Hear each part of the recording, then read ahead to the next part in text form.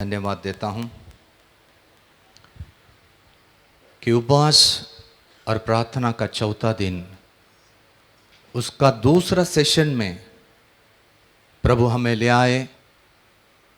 इसलिए मैं प्रभु को धन्यवाद करता हूं। सुबह का सेशन में मध्यस्थ प्रार्थना, भिन्न भिन्न विषयों के लिए प्रार्थना करने के लिए प्रभु हमें सहायता करते हैं। इसलिए मैं प्रभु को धन्यवाद करता हूं। और दूसरा सेशन में कहीं हम परमेश्वर की आराधना करते हुए, परमेश्वर की बहुमूल्य वचन सुनते हुए, परमेश्वर की मनसा हमारे जीवन के लिए क्या है यह समझने के लिए हम प्रयत्न करते हैं। उस बातों के लिए धन्यवाद करते हैं। लगातार हम 3 दिन और आज का चौथा दिन प्रभु के सानिध्य में हम समय बिता रहे हैं। हमारे पास उतना समय तो नहीं है कि हम परमेश्वर का सानिध्य में उतना समय दें जितना समय देना चाहिए, परंतु कुछ समय हम बाजू में निकालते हैं, छुट्टी लेते हैं या कुछ बातों को हम त्यागते हैं और प्रभु के सानिध्य में बैठने के लिए हम कोशिश करते हैं। इसलिए कि कहीं इस विश्वासी दौड़ाई में मैं पीछे तो नहीं हो गया। मैं जो मेरा प्रभु यीशु मसीह के साथ साथ होना था, परंतु व्यस्तता का जीवन के द्वारा मैं कहीं विश्वासी दौड़ाई में मैं पीछे तो नहीं हो गया। इस कारण हम इस जगह पर 21 दिन उपवास और प्रार्थना में बैठने के लिए मन लगाते हैं। ऐसी प्रार्थनाएं जिस जिस जगह पर होती है, उस जगह पर पवित्र आत्मा की गहराई की उपस्थिति में परमेश्वर अपनी कलीसिया को वापस बनाने के लिए मन लगाता है। इसलिए इस बातों के लिए मैं धन्यवाद करता हूं कि अपना जो मिनिस्ट्री है, जो साल में 2 बार 21 दिन उपवास और प्रार्थना पवित्र आत्मा की आलोचना के द्वारा हमें करने के लिए पवित्र आत्मा कहते, इसी कारण कि हम कहीं परमेश्वर की उस विश्वासी की दौड़ाई में कभी पीछे ना रहे। इसलिए ये उपवास और प्रार्थना प्रभु ने हमारी जिंदगी में दिया। इसलिए प्रभु को मैं धन्यवाद देता हूं। मैं अनेक जगह पर हम यात्रा करते रहते हैं। अगर आप मुरबाड़ देखेगा तो मुरबाड़ को कम से कम 4 तालुका, एक तालुका में कम से कम 200-300 गांव रहते। जैसे मुरबाड़ तालुका कम से कम 206 गांव है, उसके अंदर बहुत सारे वाड़ी पाड़ा है। उसी रीति से जब हम एक तालुका से दूसरा तालुका में जाते, अनेक कलीसिया हमारे नजर के सामने आती हैं। बाजू में शाहपुर तालुका है, ये साइड करजत तालुका है, ये साइड अंबरनाथ तालुका है, वो साइड कल्याण तालुका है। इत्यादि तालुकाओं में जब यात्रा करने के समय या कलीसिया के अंदर जब हमें बुलाते हैं उधर प्रचार करने के लिए, तब उधर भी ऐसे सानिध्य जो परमेश्वर ने हमें अनुभव करने के लिए हमारा मिनिस्टर में दिया, ऐसे अनुभव उस जगह पर होता नहीं है। ऐसे 21 दिन उपवास और प्रार्थना उस जगह पर होता नहीं। हार्डली 2 या 3 दिन का उपवास बस काफी, और रहा तभी उतना पवित्र आत्मा का सानिध्य अनुभव करने के लिए नहीं होते। इसलिए मैं प्रभु को धन्यवाद देता हूं कि हमें परमेश्वर 21 दिन उपवास और प्रार्थना में बिठाकर पवित्र आत्मा की सामर्थ्य, पवित्र आत्मा की शक्ति, परमेश्वर की वचन की सामर्थ्य और वचन के द्वारा छुटकारा देते हुए एक बार फिर से मसीह दौड़ाई में दौड़ने के लिए एक अवसर मिलते। इसलिए मैं प्रभु को धन्यवाद देता हूं। और जबकि यह माहौल या परमेश्वर ने हमें यह समय दिया है, तो हमें भी कुछ काम करना बहुत जरूरी है। ऐसा नहीं है कि हमें कुछ 21 दिन उपवास और प्रार्थना बोला है तो हमें आना है, हमें बैठना है, हमें जाना है। ऐसी प्रार्थनाएं जिस जिस जगह पर स्टेट्स में होती है या भिन्न भिन्न कलीसिया में होती है, उस जगह पर विश्वासी लोग उस जगह पर काम करना बहुत जरूरी है। केवल हम आराधना करने के लिए, केवल वचन सुनने के लिए, केवल पवित्र आत्मा से भरने के लिए इत्यादि बात तो होता ही रहेगा, परंतु उससे अलावा हमें एक बात मालूमात होना चाहिए कि उपवास और प्रार्थना का द्वारा मेरी जिंदगी एक सुधरावट की अवस्था में जाना चाहिए। यदि ये 21 दिन उपवास और प्रार्थना मैं कर रहा हूं, मैं आराधना करता हूं, मैं प्रार्थना करता हूं, मैं आमीन अभिषेक की प्रार्थना में आता हूं या इत्यादि में प्रभु का सानिध्य में बैठता हूं, परंतु यदि मेरे जीवन में कुछ सुधार नहीं है, यदि मेरे जीवन में परमेश्वर का सामर्थ्य को मैं अनुभव करता नहीं है, तो वो जो समय जो 21 दिन रहता है, जो उपवास और प्रार्थना करते हैं हम, वो समय व्यर्थ जाते प्रियो। इसलिए इन उपवास और प्रार्थना में हमें सबसे पहला देखना है कि मेरी आत्मा का उन्नति होना है, और मेरा आत्मा का उन्नति अगर नहीं हुआ तो यह उपवास और प्रार्थना मेरे लिए लाभदायक नहीं होगा। हो सकता है मेरा बाजू वालों को लाभदायक हो सकता है, मेरे पड़ोस वालों को लाभदायक हो सकता है, मेरे आगे और मेरे पीछे बैठने वाले लोगों को लाभदायक हो सकता है, लेकिन मेरे लिए कोई लाभदायक नहीं होगा। क्यों? क्योंकि मैं उस उपवास और प्रार्थना में जो करना चाहिए था वो नहीं किया। और ऐसी उपवास और प्रार्थना में एक ही बात होता है कि हमारे जीवन में एक परिवर्तन होना जरूरी है। यदि हमारे जीवन में कोई भी परिवर्तन नहीं हुआ तो समझ लेना इस उपवास और प्रार्थना का कोई हमें लाभ नहीं होगा। जब परमेश्वर की वचन जब सुनाया जाता है कलीसिया के अंदर, उसी समय परमेश्वर की जन उस वचन को ध्यान देना बहुत जरूरी है, क्योंकि यदि वो वचन को ध्यान नहीं देते हैं तो हो सकता है वो परमेश्वर की वचन उनके जिंदगी में कभी भी परिवर्तन लाने वाली अवस्था नहीं होगी। ये मत समझो कि हम कलीसिया में आने से वचन ऐसे ही कार्य होगा, नहीं। वचन को कार्य करके देने के लिए वो हमारे हाथों में रहता है। यदि हमने उस वचन को एक्सेप्ट किया तो वो वचन हमारे लिए कार्य करता है। यदि उस वचन को हमने नहीं सुना तो ये मत समझो कि वो वचन जानबूझकर हमारे जिंदगी में कार्य करेगा। नो, जब तक उस वचन को हम स्वागत नहीं करते, जब तक उस वचन को हम सुनता नहीं है, तब तक वो वचन कार्य नहीं होगा। और ऐसी प्रार्थनाओं में, ऐसी जगह पर जहां पर कलीसिया इकट्ठा होती है, उस समय सबसे पहला है आमीन परमेश्वर की कलीसिया। में वापस बोल रहा हूं, दो प्रकार की कलीसिया होती है। एक परमेश्वर की कलीसिया जो हम है, और एक आश्चर्य कलीसिया जो भवन होती है। मैं बोल रहा हूं परमेश्वर की कलीसिया यानी आप और मैं। जब वो वचन आता है तो उस वचन को हमें सुनना बहुत जरूरी है। इधर हम गड़बड़ करते हैं। यदि हम सुनता नहीं है तो उसका दूसरा पार्ट होता है, वो कार्य नहीं होते, क्योंकि हमें समझ में नहीं आते परमेश्वर क्या बातचीत करने वाला है।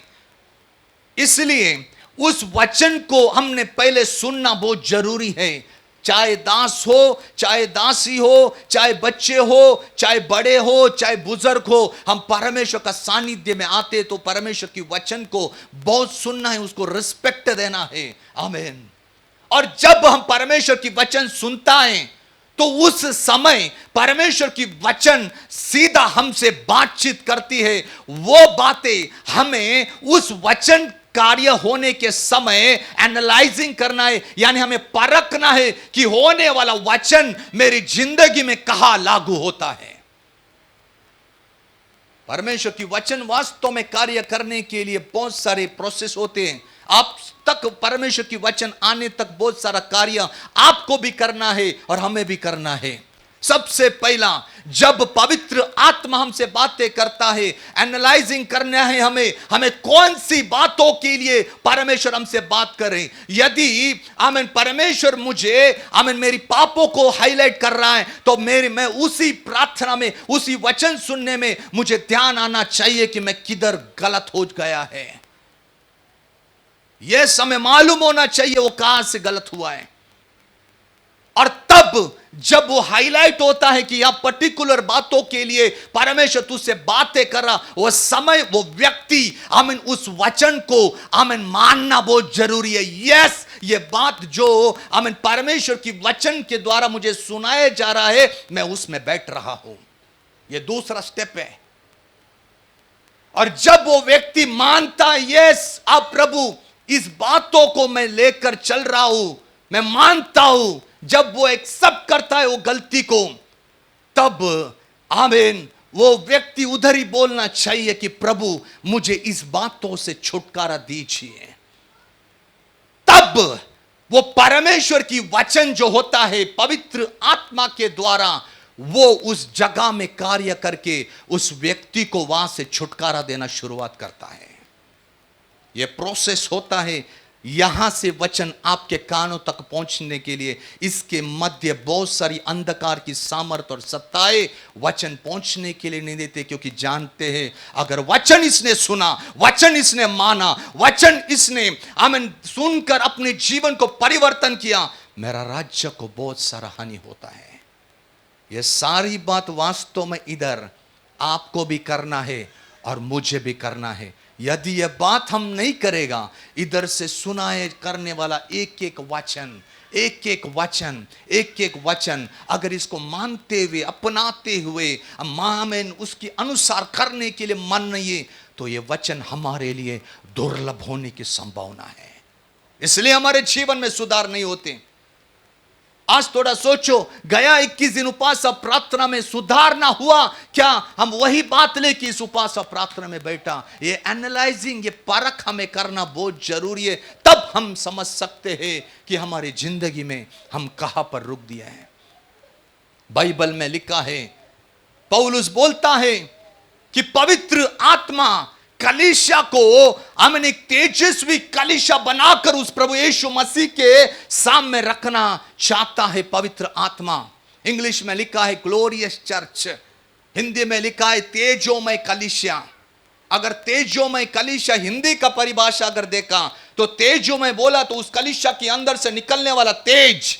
अगर ग्लोरियस कलीसिया अगर इंग्लिश बाइबल के अनुसार मैं आपको पढ़ाऊं तो उधर लिखा है महिमा युक्त मंडली, महिमा युक्त मंडली। आप परमेश्वर की कलीसिया हो। आज इस 21 दिन उपवास और प्रार्थना का चौथा दिन में आप बैठे हैं।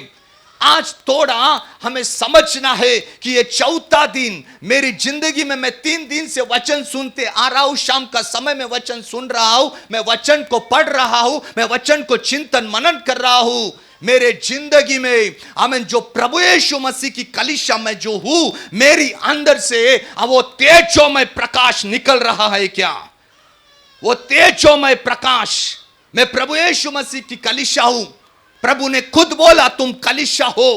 क्या इस कलीसिया के अंदर से या हमारी अंदर से परमेश्वर की महिमा बाहर निकल रही है क्या? थोड़ा सोचने का। यस, हम प्रभु यीशु मसीह की कलीसिया हैं। मेरा पहला अवस्था परमेश्वर की महिमा कर रहा था। मैं, मेरी अंदर से प्रकाश निकलता था। उस प्रकाश के द्वारा लोग जो अंधकार में थे वो भी प्रकाश में होते थे। परंतु आज उस प्रकाश कम होते रहा है।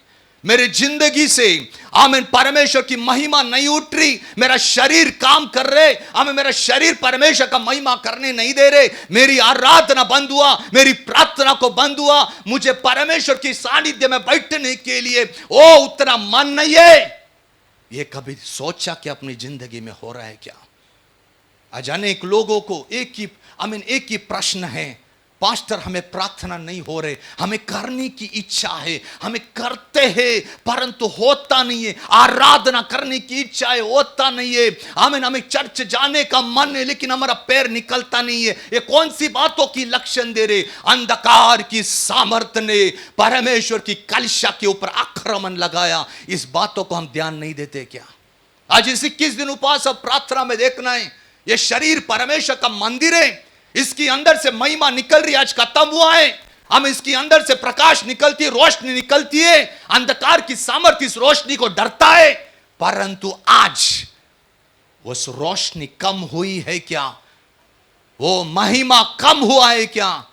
ये परखने का 21 दिन उपवास और प्रार्थना में जब परमेश्वर के दास लोग जब आत्मा से भरकर वचन प्राप्त करते और कलीसिया को देते, उस समय ये जगह पर आपको और मुझे बैठते हुए उस वचन के द्वारा कार्य करना है। हालेलुया।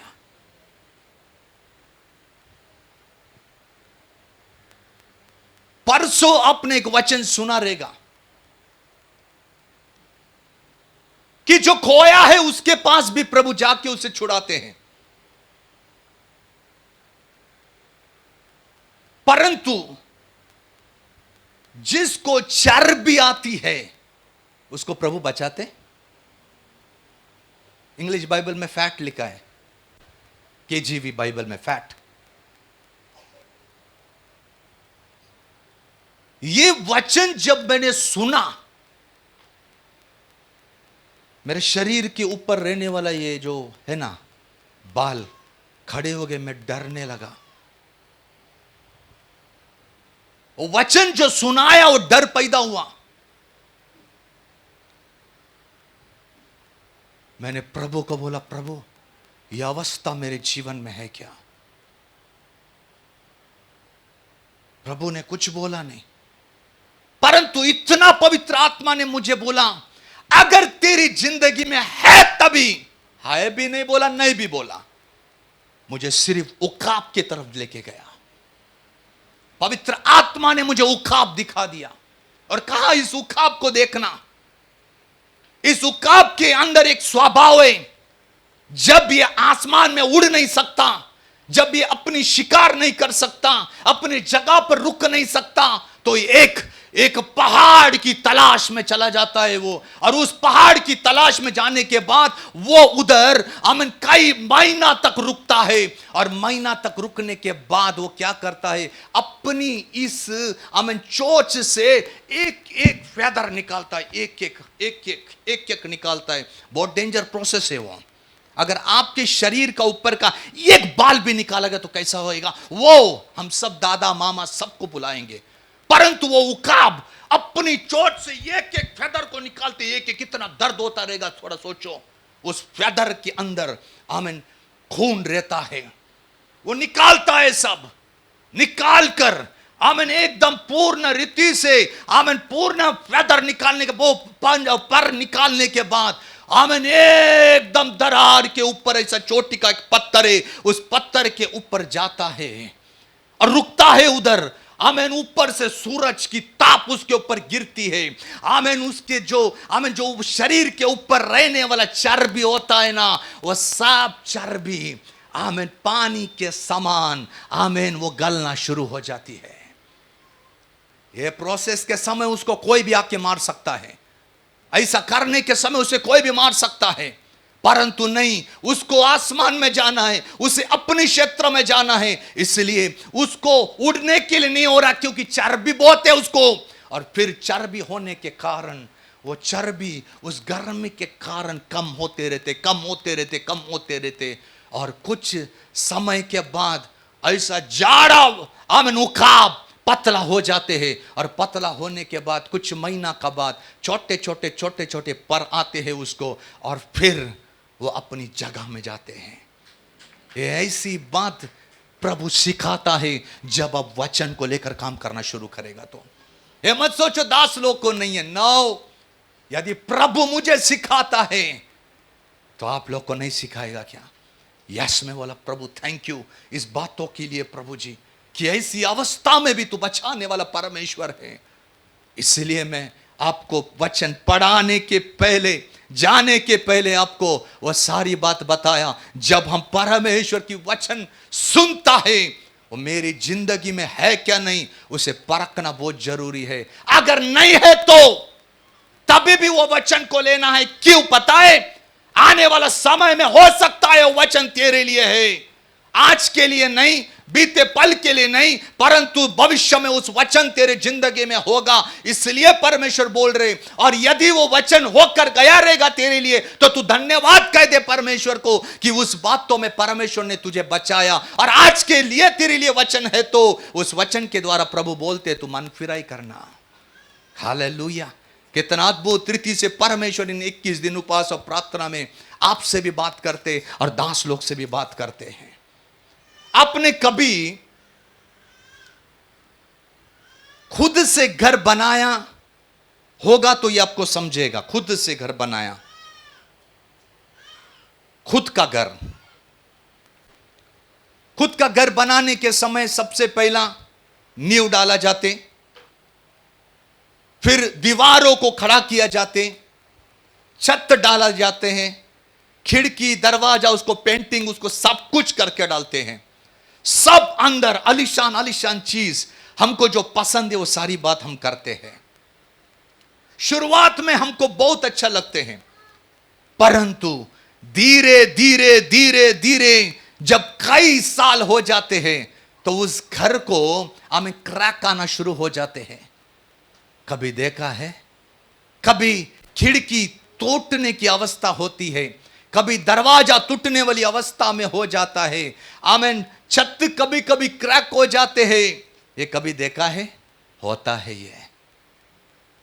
परंतु वो जो बुद्धिमान है वो क्या करेगा, जहां पर टूटा है, जहां पर फूटा है, जहां पर बनाना है उसे, वो टूटने से पहले वो काम करना शुरू करेगा।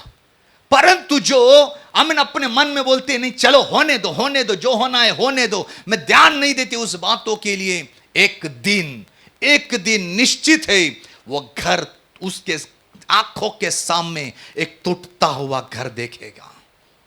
इसी कारण है हमारा आत्मिक घर का भी, हमारा आत्मिक घर बनाने के समय शुरुआत में देखना, अपना आत्मिक घर शुरुआत में देखना, शुरुआत में आराधना है, शुरुआत में प्रार्थना है, हमें शुरुआत में उपवास है, शुरुआत में हर प्रार्थना में जाना, अटेंड है, सब कुछ है। हमें आराधना, प्रार्थना, वचन, इतना तक हम इस आत्मिक शरीर को मजबूत करते, परमेश्वर की भवन को मजबूत करते। आप कहते यस सब कुछ ठीक है, कई साल तक सब कुछ ठीक है, परंतु एक दिन ऐसे अपनी जिंदगी में आते हैं कि हम उस आध्यात्मिक बातों को लेते हुए हम एक आराम की अवस्था में आते हैं। अब उधर प्रार्थना नहीं है, अब आराधना नहीं है, अब कलीसिया में जाना नहीं है, अब अन्य भाषा नहीं है, अब कुछ भी नहीं है, तो वो समय आमीन क्रैक आना शुरू होते हैं हमारा घर का। आमीन। हाँ, नींव हिलना शुरू हो जाते, खिड़की दरवाजा वास्तव में आमीन टूटने की अवस्था में जाते हैं। बुद्धिमान वही व्यक्ति है जो हर बात देखता है। और आज इस उपवास और प्रार्थना में 21 दिन उपवास और प्रार्थना में हमें देखना है कि हमारा शरीर जो परमेश्वर का भवन है, आमीन, कहाँ हमारी नींव टूटी है क्या? अगर नींव टूटी है तो हमें बनाना है। हमारा खिड़की और दरवाजा, हमारा छत, आमीन, कहाँ पर हमें रिपेयर करना है? यदि जो बुद्धिमान है, यदि वो बुद्धिमान है तो उसको ध्यान करके आमीन वो काम करना शुरू करेगा। परंतु यदि वो मूर्ख की लिस्ट में गया है तो वो कभी उसको ध्यान नहीं देगा।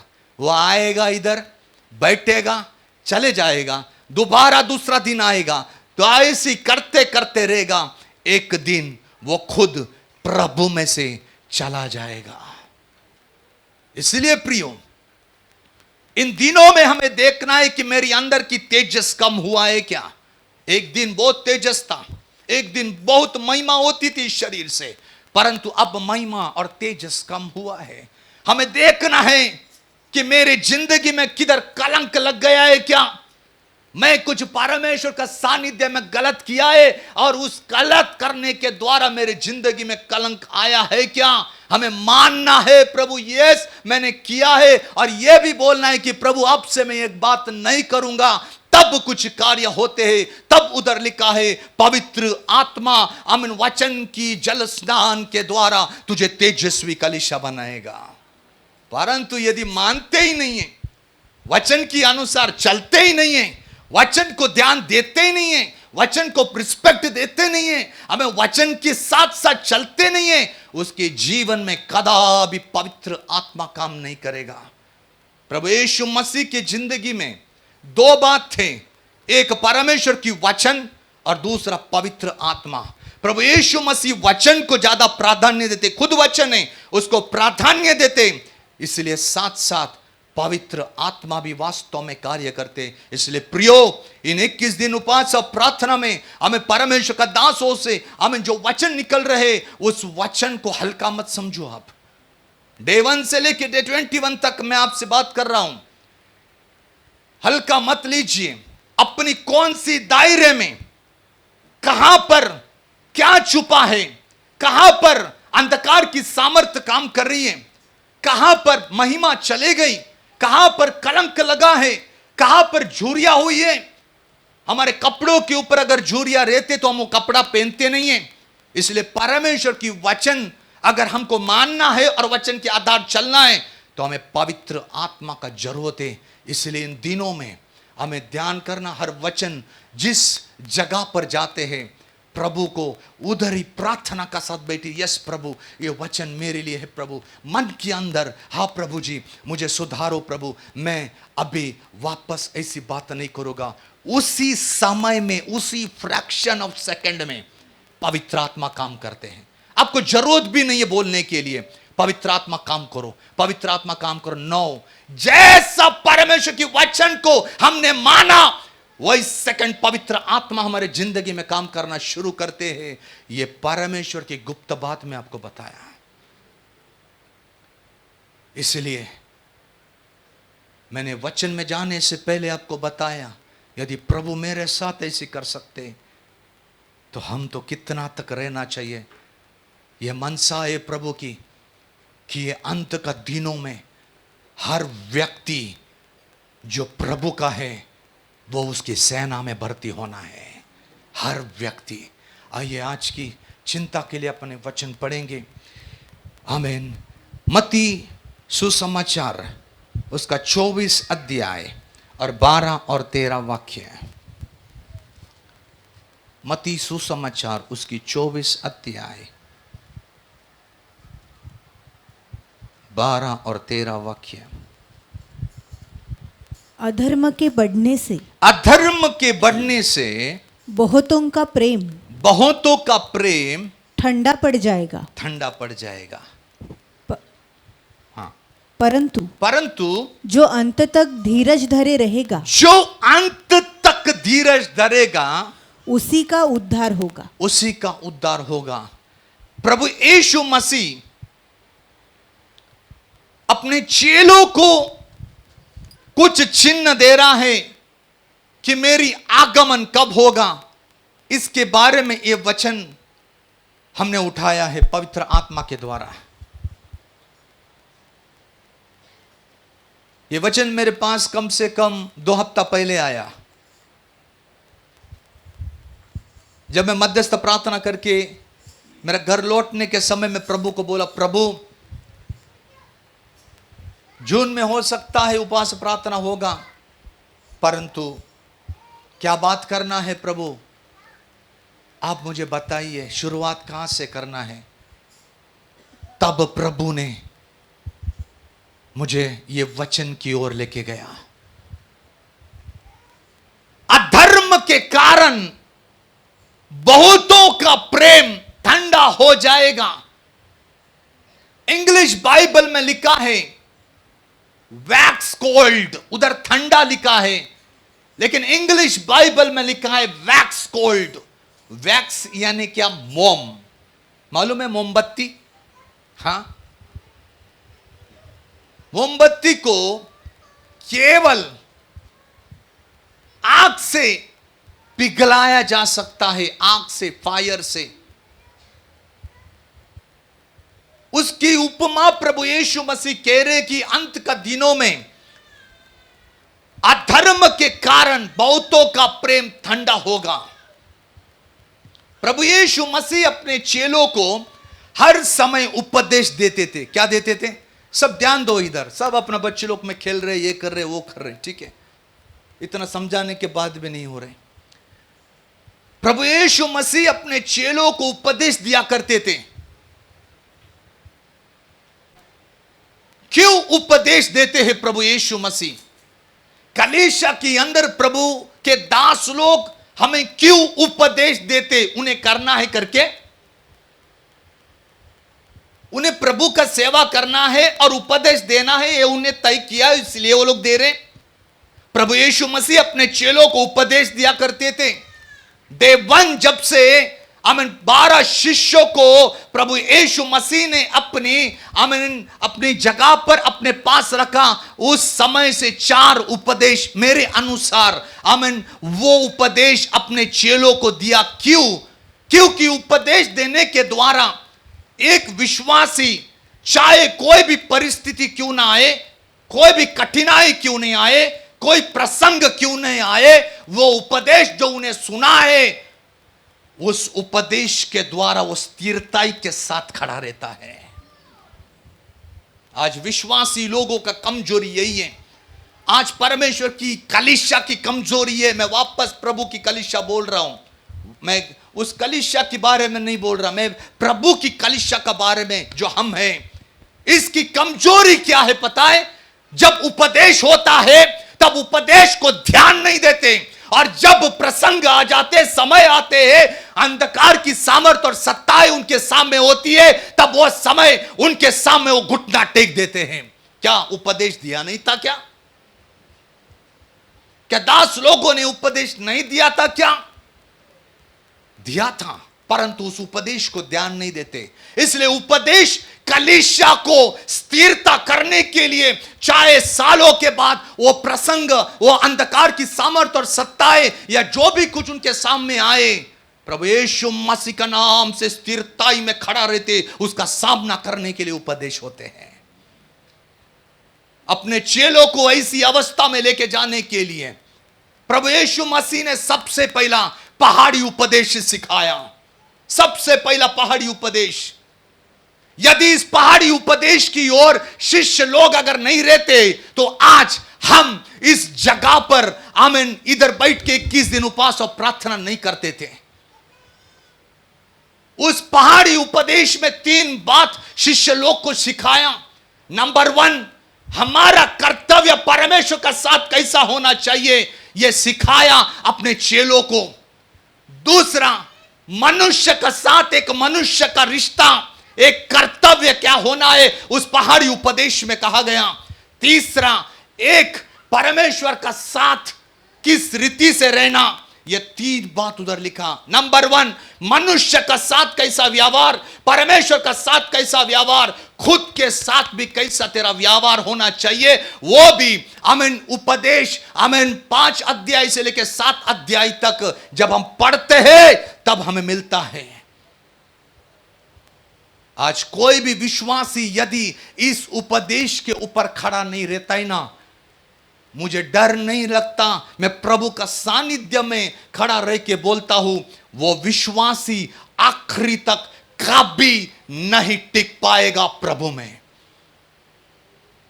5 अध्याय से लेकर 7 अध्याय ऐसा उपदेश उधर है कि हमारा कर्तव्य मनुष्य का साथ कैसा है, उसका बारे में उधर लिखा गया। प्रभु के साथ हमें कैसा कर्तव्य के साथ रहना है, वो उधर लिखा गया है। ये सिखाते रहा प्रभु यीशु। आज थोड़ा सोचो ना, मनुष्य का साथ हमारा कर्तव्य, मनुष्य का साथ हमारा रिश्ता, प्रभु का साथ हमारा रिश्ता, हमारा रिश्ता सही है क्या? इसमें से अगर मैं एक उठाऊं, आज हमारा ही रिश्ता हमारा साथ सही नहीं है, तो क्या प्रभु का साथ रिश्ता होगा, क्या मनुष्य का साथ रिश्ता होगा? यह उपदेश आमीन सिखाया अपने चेलों को, क्योंकि प्रभु को मालूम है, प्रभु यीशु को मालूम है, मैं ज्यादा रहेगा नहीं, मैं 3.5 साल में रहूंगा और मैं चला जाऊंगा, परंतु तुमको मैं जाने के बाद मनुष्य का साथ तुमको कैसा रहना है, प्रभु का साथ तुमको कैसा रहना है, और खुद के साथ भी तुमको कैसा रहना है, यह पढ़ाते चले गया। दूसरा उपदेश उसने दिया, प्रभु यीशु ने दिया, अपने चेलों को सेवा कैसा करना है। सेवा वास्तव में आजकल हम करते ही नहीं है, परंतु प्रभु यीशु मसीह ने उनको सेवा किस रीति से करना है यह भी उपदेश दिया। हर उपदेश का पालन करते हुए एक सेवक अगर चला तो वह सेवक आशीषित बनता है। अगर वह सेवक अगर परमेश्वर की वचन को ध्यान नहीं देते हुए चला, वो गिर जाता है। एक उदाहरण मैं आपको बोलता हूं। पहले समय प्रभु यीशु मसीह अपने चेलों को बोलते कि तुम खाली हाथ जाने का, कैसे जाना है, जो मिला वो खाने का है ना, लेकिन दूसरा टाइम बोलते कि तुम अपनी थैली भी लेके जाने का भी। अलग अलग बोला ना प्रभु ने, यस। यानी उस वचन को ध्यान देते हुए वो परमेश्वर का सेवक काम करना है, और उस आमीन अधीनता में लेकर आमीन वो वचन, वो उपदेश अपने चेलों को आमीन दिया। तीसरा उपदेश अपने चेलों को दिया कि मैं मरने वाला हूं, मैं तीसरा दिन में जी उठूंगा और मैं तुम्हारा साथ छोड़कर मैं चला जाऊंगा। ये तीसरा उपदेश, तुम भयभीत ना होना, ये सारी बात हो गया तो। और चौथा उपदेश, एक मेरा राज्य आएगा। क्या आएगा? बोलिए, यस, मेरा राज्य एक आएगा, मेरा राज्य आएगा। अगर मैं जाऊंगा तो प्रेज़ द लॉर्ड, एक राज्य निश्चित आएगा। उस राज्य को तुम ध्यान करना, उस राज्य के लिए तुम आमीन प्रयत्न करना। ये चार उपदेश हमें शिष्य को दिया ताकि वो शिष्य मजबूत बने, एकदम मजबूत बने। हम कितना तक वास्तव में उपदेशों को सुनते हुए उसके ऊपर मजबूत बनते हैं? थोड़ी देखिए ना, इतना तक परमेश्वर की वचन सुनाने के बाद भी हमें थोड़ा सा जरा हिलने वाली अवस्था हमारे जिंदगी में आती है। हम पतरस का समान इधर उधर देखना शुरू करते हैं और उस चीजों में डूबने वाली अवस्था हमारे जिंदगी में आ जाती है। उपदेश सही रीति से सुनता नहीं है। इसलिए सबसे पहला प्रभु यीशु मसीह ने अपने चेलों को उपदेश में पक्का किया, एकदम पक्का किया। आज कलीसिया से पवित्र आत्मा की आमीन सामर्थ्य में आमीन एक ही बात मैं बोलना चाहूंगा कि अगर कलीसिया आमीन उपदेश में पक्का है तो अंत का दिनों में होने वाला हर परीक्षा का घड़ी में कलीसिया स्थिरता से खड़ा रहेगा। हालेलुया। यह बात बोलने के समय यीशु मसीह अपनी अंतिम यात्रा खत्म कर रहे हैं। अब अंतिम यात्रा खत्म कर रहे हैं। अंतिम यात्रा खत्म करने के समय यरूशलेम आए, क्योंकि पसका का त्योहार करना है यीशु को, पसका का त्योहार। और उसको आओ जब यरूशलेम में आए तो यरूशलेम में आने के समय उन्होंने एक बहुत बड़ा विशाल मंदिर देखा, यरूशलेम मंदिर। चेले लोग बोल रहे, हे गुरु, यह मंदिर कितना विशाल है ना। प्रभु उनको देख के बोल रहे, ज्यादा देखो मत, क्योंकि मैं तुम्हें बोलता हूं पत्थर के ऊपर एक पत्थर भी नहीं टिकेगा। पत्थर के ऊपर, बोलिए, है क्या अभी? हाँ है? नहीं है? अभी शुरुआत हो रहे हैं मंदिर को बनाने के लिए। यीशु बोलते ये पत्थर के ऊपर पत्थर नहीं रहेगा। सब आश्चर्य होते, यीशु कैसे बोल रहे ऐसा? हेरोदेस को कम से कम 38 साल लगे बनाने के लिए, वो 38 साल। और प्रभु बोलते तू चुटकी में गिर जाएगा। यस, ये चेलों को पसंद नहीं आया, ये चेलों को कुछ हजम नहीं हो, ये मेरे यीशु क्या बोलते हैं, ऐसा कुछ भी बोल देते। तब अकेला एकांत में बैठने के समय आमीन वो बोल रहे, गुरु एक बात बोलो ना। आमीन गुरु बोलते, बोलो, क्या बात करूं मैं? आमीन तुम्हारा आना और ये जगत का अंत होना कब होगा? यीशु आपने कहा ना कि आप आएगा, ये जगत का अंत होगा, इसका समय मुझे दो ना। यीशु बोलते हो समय मेरे पास भी नहीं है, परंतु मैं तुम्हें कुछ चिन्ह दूंगा। क्या दूंगा? क्या दूंगा? हाँ, आज मैं सही रीति से मुझसे बात करो, ठीक है? कितना लोग अपना प्रभु यीशु आ रहा है, एक भय आ रहा है। हाँ,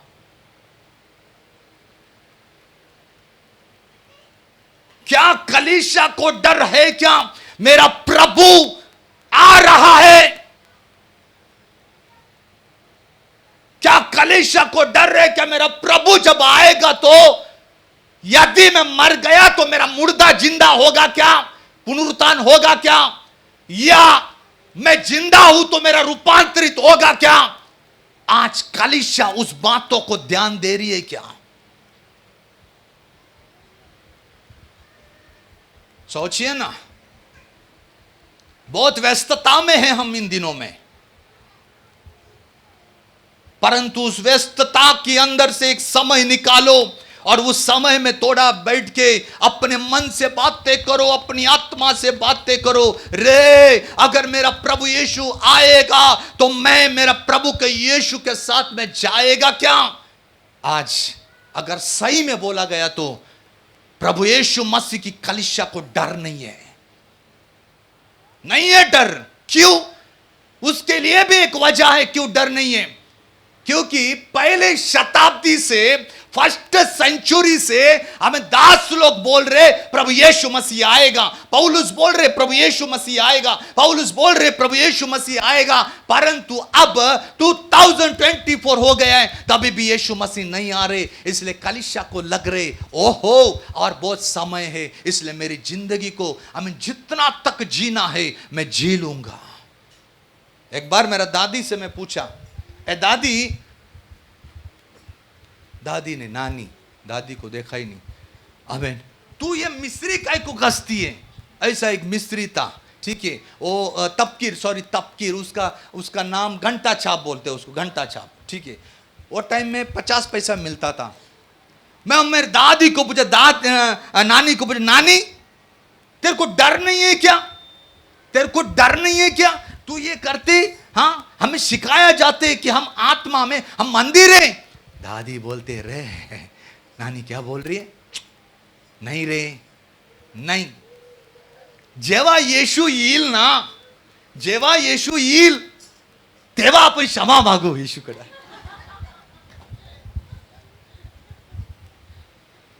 देखिए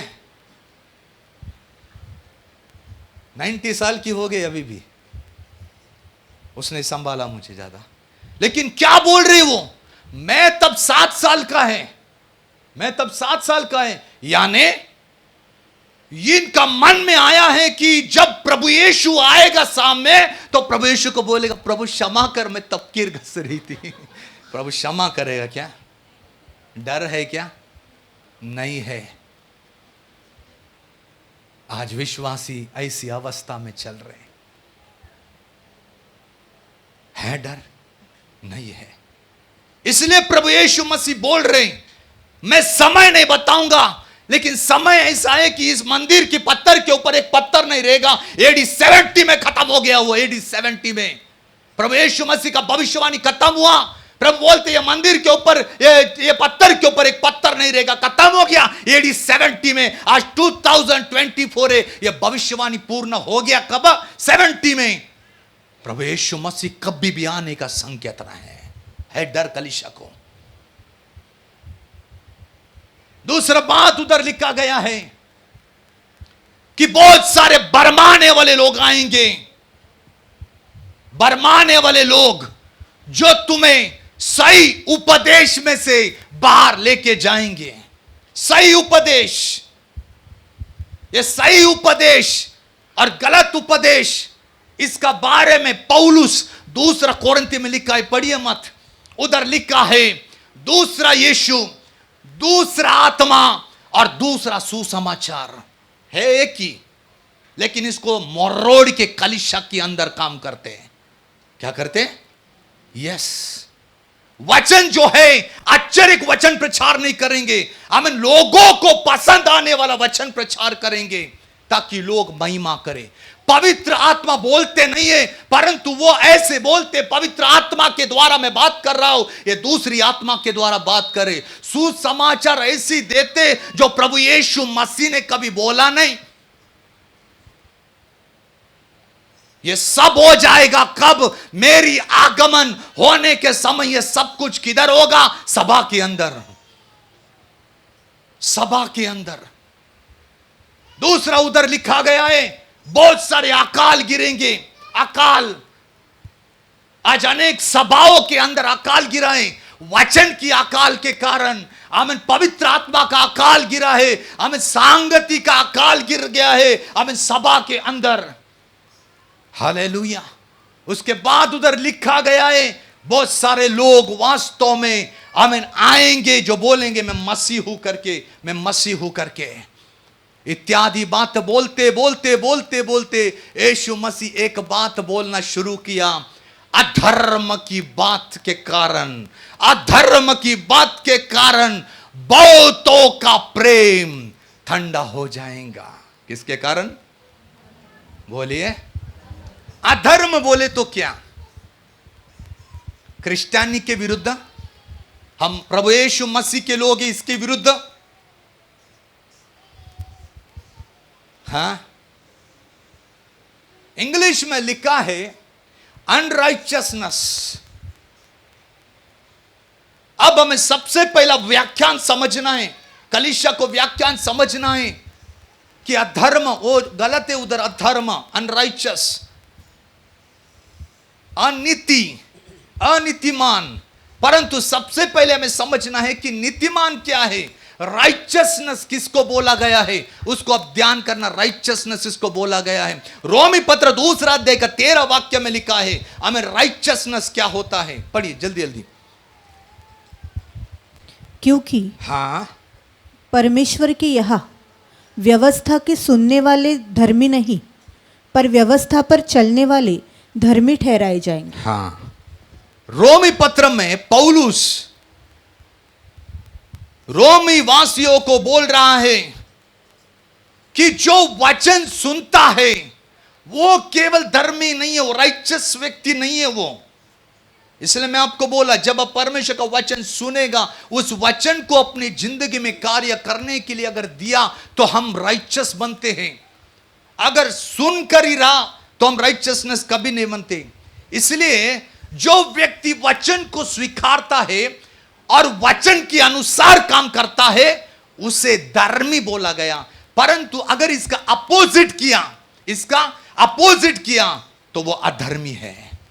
इसका अपोजिट क्या है? ना वो वचन सुनता है, अगर सुना भी वो वचन, परंतु उस वचन को अनसुना करता है और वो वचन अपनी जिंदगी में काम नहीं करता, उसको अधर्मी बोला है। इसलिए उधर लिखा है ऐसे बहुत सारे लोग अंत के दिनों में खड़े हो जाएंगे।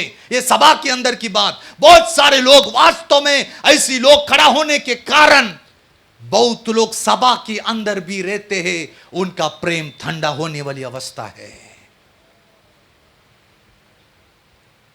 ये कौन सी प्रेम का बारे में प्रभु यीशु मसीह कह रहे हैं, यह समझना बहुत जरूरी है। प्रभु यीशु कह रहा है कि मेरे आगमन के समय अधर्म के कारण बहुत लोगों का प्रेम ठंडा हो जाएगा। यह प्रेम प्रभु यीशु मसीह उस प्रेम को दर्शा रहे, वो दैवी प्रेम जिसे अगापे प्रेम बोला गया है। कोई भी प्रेम आमीन माता और पिता का, आमीन, या हमें बच्चों का और माता पिता का साथ, पति पत्नी के साथ रहने वाला प्रेम के बारे में या मटेरियल प्रेम के बारे में उधर बोला नहीं, उधर अगापे प्रेम बोला है। हमें फिलियोस का बारे में बोला गया। फिलियोस यानी भाईचारा का प्रेम, भाईचारा का प्रेम।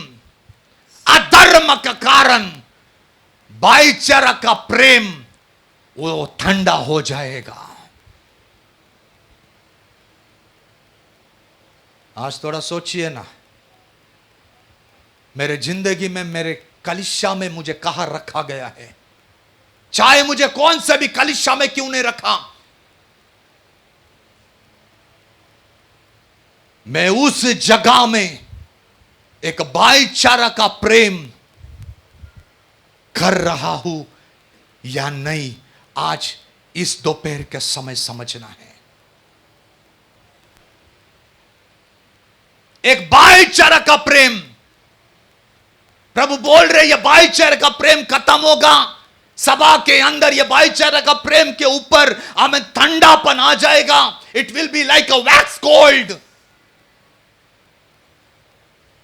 सभा के अंदर आज यदि कोई व्यक्ति है इधर कि उसे अब भी पवित्र आत्मा उसके हृदय के साथ बात कर रहा है, यस, मेरी जीवन कलीसिया के अंदर एक ठंडा अवस्था में आ गया है।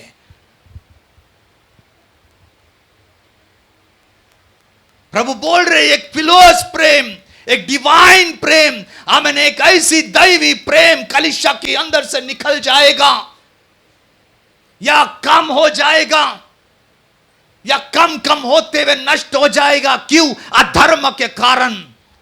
इसलिए आज हमें समझना है, मेरी अंदर से वो दैवी प्रेम जो परमेश्वर ने जो प्रेम दिया था, वो प्रेम चला गया है क्या? वो प्रेम किधर ना किधर ठंडा हुआ है क्या? क्या वो प्रेम में मैं बना है क्या? या यदि वो प्रेम मेरे अंदर है तो मैं मेरे साथ साथ रहने वाला व्यक्ति के साथ में आमीन उस प्रेम को क्यों नहीं अनुभव कर रहा? प्रभु को मालूम था यह सारी बात होगा। इसलिए एक विश्वासी इसकी जीवन में यदि प्रेम नहीं है, तो मैं उस प्रेम के बारे में बोल रहा, अगापे प्रेम, निस्वार्थी प्रेम। आमीन, वो प्रेम कुछ अपेक्षा नहीं करता, वो प्रेम आमीन निस्वार्थी है, स्वार्थ उसमें रहता नहीं है, क्योंकि उसके जीवन में भी प्रेम की छाया आई है, उसके जीवन में भी प्रेम से भरा है। इसलिए उस विश्वासी को भी, वो परमेश्वर की कलीसिया को भी एक दूसरे से वैसा ही प्रेम करना बहुत जरूरी है। इसलिए सबसे पहला प्रभु यीशु मसीह के पास सदूकी फरीसी लोग आए और कहे, हे गुरु, हमें बताओ कि हम स्वर्ग राज्य में जाने के लिए क्या करेंगे? हर व्यक्ति की दौड़ाई स्वर्ग राज्य है, हर व्यक्ति की, हर व्यक्ति। परंतु एक निराशा भी हो जाते हैं, कोई कोई व्यक्ति को स्वर्ग राज्य जाने के लिए पसंद नहीं है। मैं सभा के अंदर ही बोलता हूं, सभा या नहीं है, सभा नहीं, हमारी सभा में बहुत सारे लोगों को मैं बोलते हैं, रे तुम पाप की अवस्था छोड़ना, दारू पीने की अवस्था छोड़, गुटखा खाने की अवस्था छोड़। वो क्या बोलते पता है? हम नरक जाएंगे परंतु दारू छोड़ेगा नहीं, हम नरक जाएंगे, हमें बीड़ी पीना छोड़ेंगे नहीं, हम नरक जाएंगे परंतु गुटखा खाना बंद नहीं करेंगे। ऐसे भी लोग हैं, क्या उन्हें विश्वासी बोल सकते हैं? इसलिए हर एक व्यक्ति को स्वर्ग जाना है। इसलिए सदूकी फरीसी लोग आते हैं और यीशु को पूछते हैं कि यीशु, हमें स्वर्ग में जाने के लिए मुझे क्या करना है? यही मत्ती सुसमाचार की 22 अध्याय में हमें 37 से लेकर 39 तक हम जब पढ़ने के समय हमें प्रभु यीशु मसीह एक वाक्य उनको बोलता है कि हमें स्वर्ग में जाने के लिए तुम्हें क्या क्या करना पड़ेगा।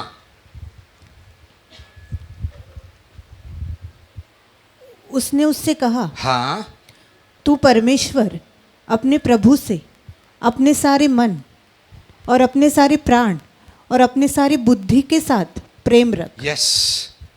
फिर प्रभु यीशु से बोल रहे, अभी देखो, तुम्हें स्वर्ग राज्य जाना है या जहां पर परमेश्वर है, मरण के बाद उधर जाना है, तो सबसे पहला हमें तुझे ये काम करना है। मैं तुझे एक आज्ञा देता हूं। वो आज्ञा कैसी है?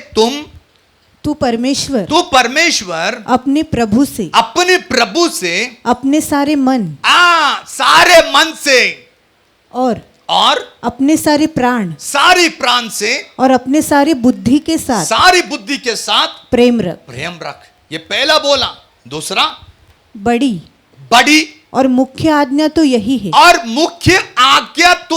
है, और उसी के समान हाँ, ये दूसरी भी है, यानी पहले के जैसे दूसरी भी है। पहले को बाईपास करते दूसरा नहीं, और दूसरे को बाईपास करते पहले नहीं। ये दोनों दो है परंतु एक है। इसलिए तुझे क्या करना है? हाँ, कि तू अपने पड़ोसी से अपने समान प्रेम रख। प्रभु यीशु मसीह वास्तव में सदूकी फरीसी को बोल रहे कि तू परमेश्वर की आराधना करना चाहिए अपने मन से, अपने तन से, अपने बुद्धि से, और साथ साथ तू आमीन अपनी पड़ोसी से भी प्रेम करना।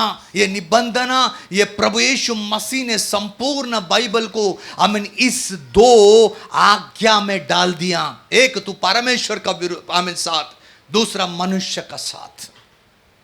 थोड़ा सोचिए ना, आज सभा के अंदर वास्तव में या परमेश्वर की कलीसिया जो हम है, हम पहली बात करने के लिए एकदम पक्का है, पहली आज्ञा एकदम पक्का है, पहली आज्ञा करने के लिए परमेश्वर की आराधना, परमेश्वर के साथ प्रार्थना करना, हमें परमेश्वर की हमें हर एक बातों को, हमें देखने वाली चीजों को हम पक्का करते हैं।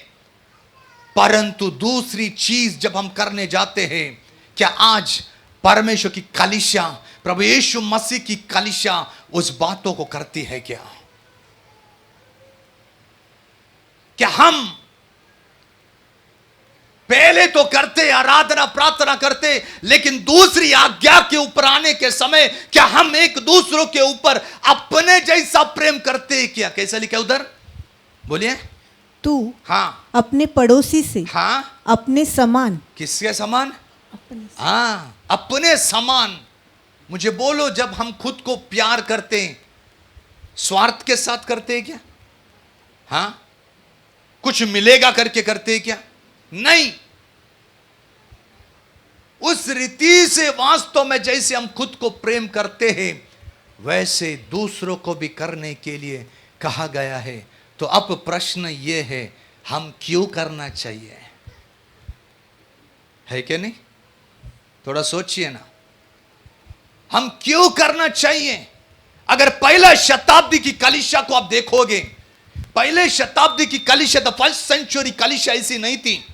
पहली शताब्दी की कलीसिया, आमीन, उधर लिखा गया है, हमें प्रेरित दूसरा अध्याय में मत पढ़ो, समझ ज्यादा जाएगा। उधर लिखा है कलीसिया एक जगह में इकट्ठा हुआ करती थी। क्या होती थी? बोलिए जोर से। हाँ, क्या होते थे? एक जगह इकट्ठा होते थे। जैसे हम इधर इकट्ठा हुए ना, वैसे इकट्ठा हुआ करती थी। दूसरा, वो घरों घरों जाकर रोटी तोड़ता था। तीसरा, संगति में रह के भोजन करते थे। चौथा, वो आनंद के साथ प्रार्थना में करते थे। ये उनकी संगति में था। क्या था? बोलिए ना। यस, पहली शताब्दी की कलीसिया।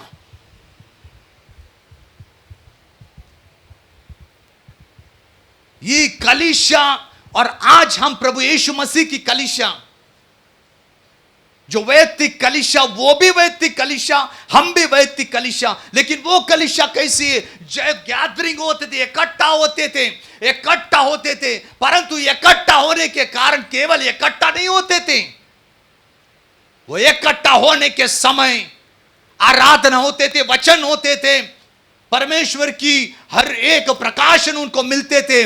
साथ साथ वो कलीसिया की अंदर रहने वाली प्रभु यीशु मसीह की कलीसिया, उनकी हर एक बातों को ध्यान दिया करते थे।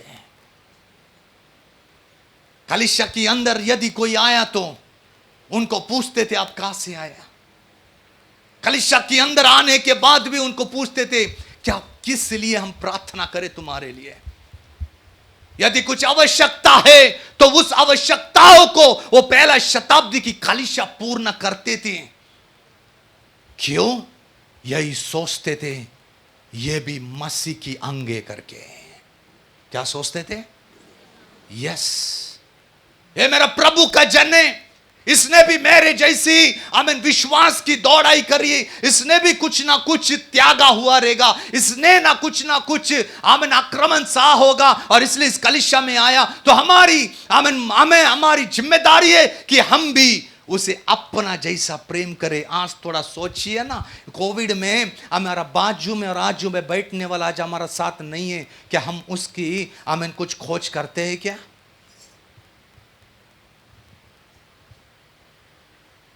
कोविड में उससे पहले हमारा साथ रहने वाला विश्वासी आज वो दिखता है क्या? हमें दिखता है तो अच्छा, नहीं दिखता किधर गया वो कौन सी परिस्थिति में रहेगा, वो कौन सी अवस्था में रहेगा, वो कौन सी गरज में रहेगा? यह प्रभु यीशु मसीह की कलीसिया उस समय ऐसा नहीं था।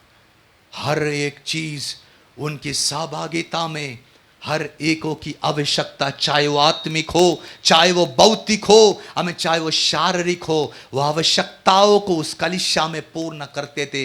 यह है पहली शताब्दी की कलीसिया। प्रश्न यह है, मैं क्यों प्रेम करना चाहिए? आज कलीसिया के अंदर मेरे बाजू में बैठा हुआ व्यक्ति कहां से आया, कौन है, हमें कुछ पता नहीं है। हम केवल निस्वार्थी होते हुए परमेश्वर से अपेक्षा कर रहे। क्या हम कभी सोचा कि मेरा बाजू में बैठने वाला प्रभु यीशु मसीह का अंग है, मेरा बाजू में रहने वाला प्रभु यीशु मसीह का अंगूठा है, मेरा बाजू में बैठने वाला प्रभु यीशु मसीह का हाथ है, हमें आंख है, हमें कोई कान है, कोई नाक है। हमें ऐसी बातों को अगर हम समझता है तो समझना अगापे प्रेम हमारे अंदर आ गया है। परंतु प्रभु यीशु बोलते हैं अंत का समय में वास्तव में प्रेम ठंडा हो जाएगा। एक विश्वासी दूसरा विश्वासी से प्यार नहीं करेगा, एक विश्वासी दूसरा विश्वासी को उस अगापे प्रेम की नजर से नहीं देखेगा, एक विश्वासी दूसरा विश्वासी को आमीन मेरी नजर से वो कभी नहीं देखेगा। इसलिए अधर्म के कारण प्रश्न ये है कि हम क्यों प्रेम करना चाहिए? पास्टर है ना, पास्टर सब कुछ करे, पास्टर प्रार्थना करेगा, सब कुछ वचन सुनाएगा, सब कुछ नहीं प्रियो, हमारी सबकी कलीसिया की हमें ये जिम्मेदारी है कि हमारा साथ साथ रहने वाला व्यक्ति को हम जैसे खुद को प्यार करते ऐसे प्यार करना, उनके लिए प्रार्थना करना। अगर हमारे पास देने के लिए कुछ है तो हम दे सकते हैं। यदि श्रम के साथ कुछ काम हम कर सकते, श्रम के साथ करो। यदि हमें कुछ भी हमारा साथ है, उसकी अनुसार उसे कुछ देने का है तो उसे देते रहो। हालेलुया। परंतु आज इस बातों को हम नहीं देखते। आज थोड़ा सोचो ना, हमारा बाजू में बैठा हुआ व्यक्ति को अन्य भाषा नहीं आते, हमारा बाजू में बैठा हुआ व्यक्ति को आमीन हालेलुया वरदान नहीं मिलते, हमारा बाजू में बैठने वाला व्यक्ति कौन सी अवस्था में रह गए, लेकिन हम तो अन्य भाषा ही बोलते जा रहे, हम अन्य भाषा ही बोलते जा रहे। परंतु थोड़ा सोचा कि मेरा बाजू में बैठने वाला व्यक्ति किस अवस्था में रहेगा? आप कौन से भी कलीसिया में क्यों ना हो, मैं आपसे बोलता हूँ हमारा बाजू में बैठा हुआ व्यक्ति को थोड़ा सा ध्यान देना बहुत जरूरी है। कहाँ से आया, कहाँ से आया, उसकी जरूरतों को पूरा करना ये मसीह की हमें कलीसिया का फर्ज है। क्यों प्रेम करना है हमें?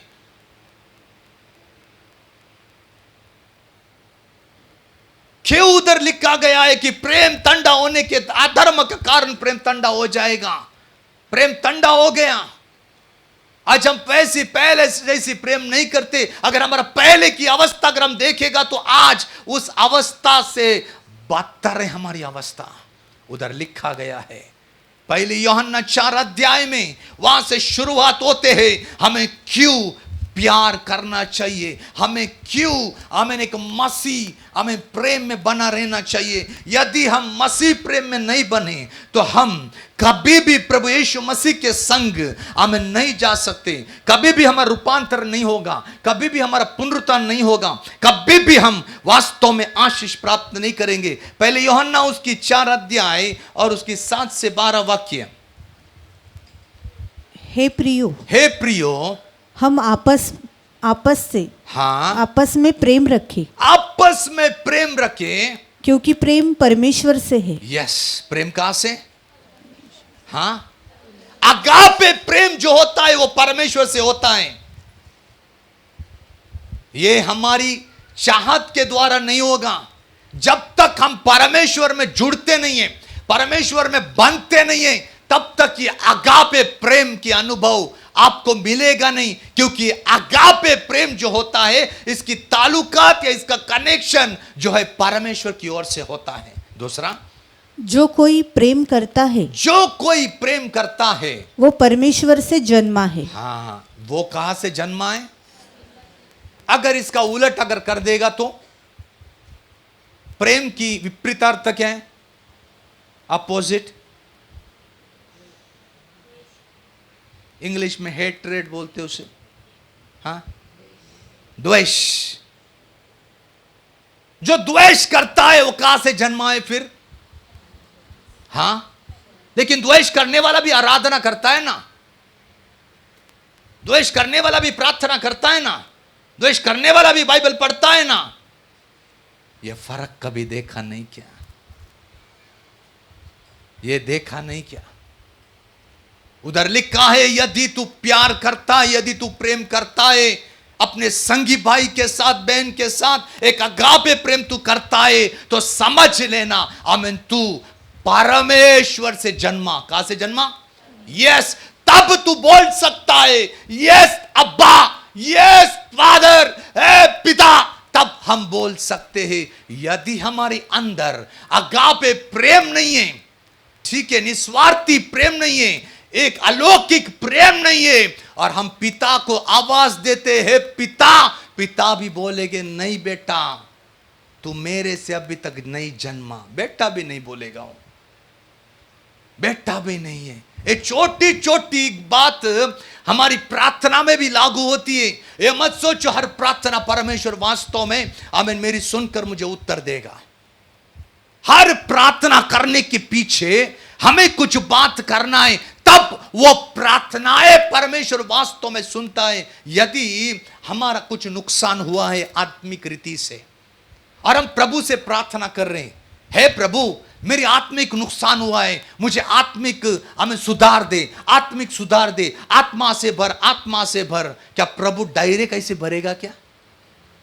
परंतु हम प्रार्थना तो करते हैं ना, उपवास भी करते हैं। नहीं,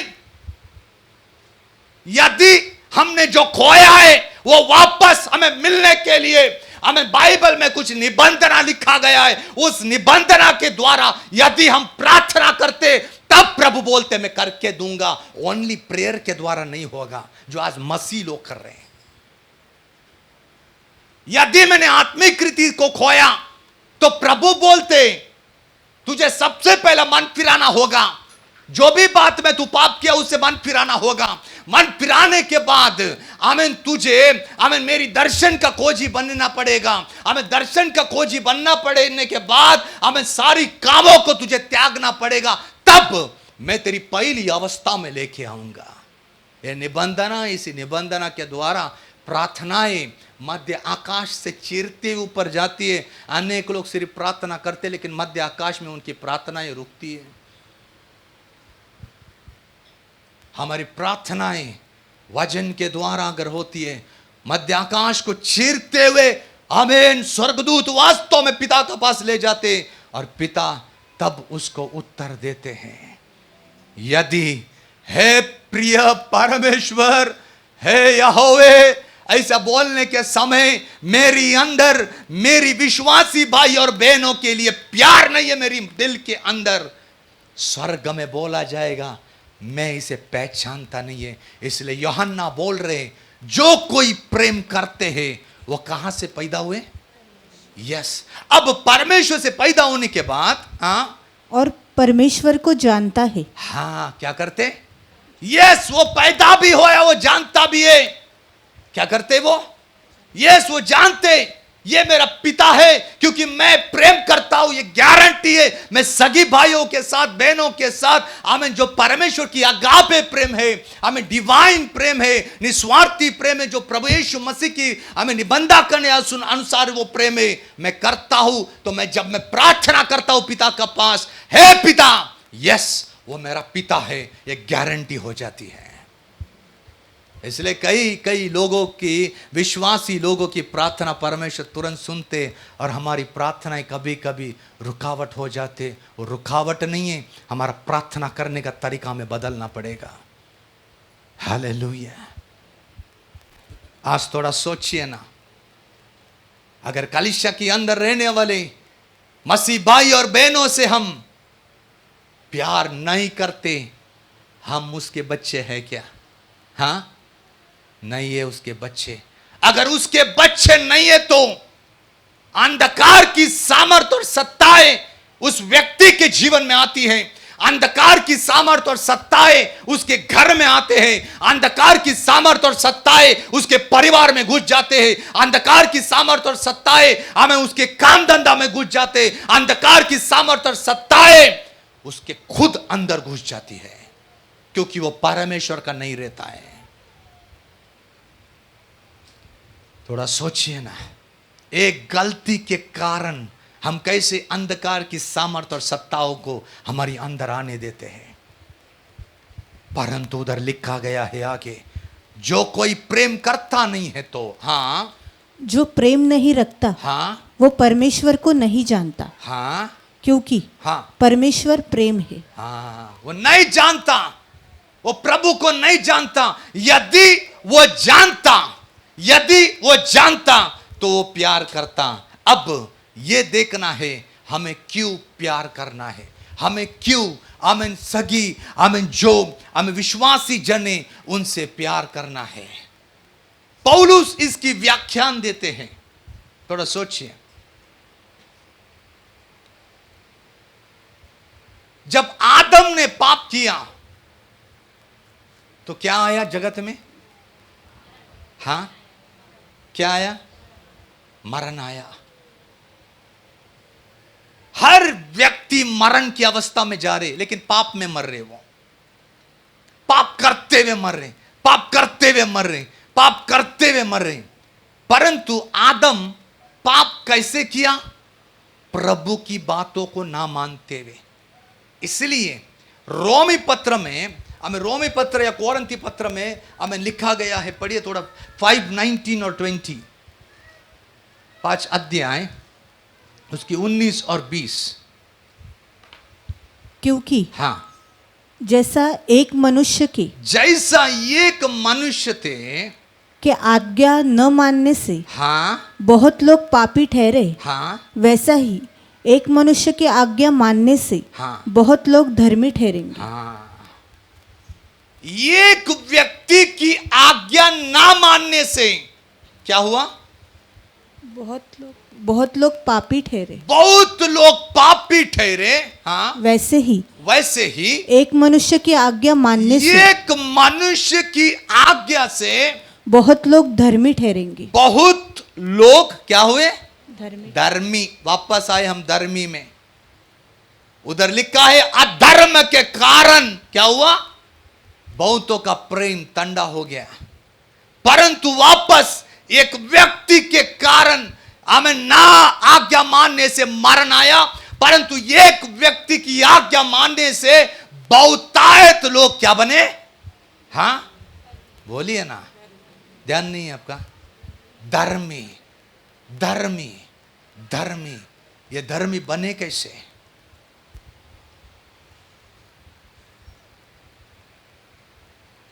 थोड़ा सोचिए। एक व्यक्ति के पाप करने के द्वारा जगत में पाप आया, और पाप के द्वारा वास्तव में लोग मरण नरक में एंड करने लगे।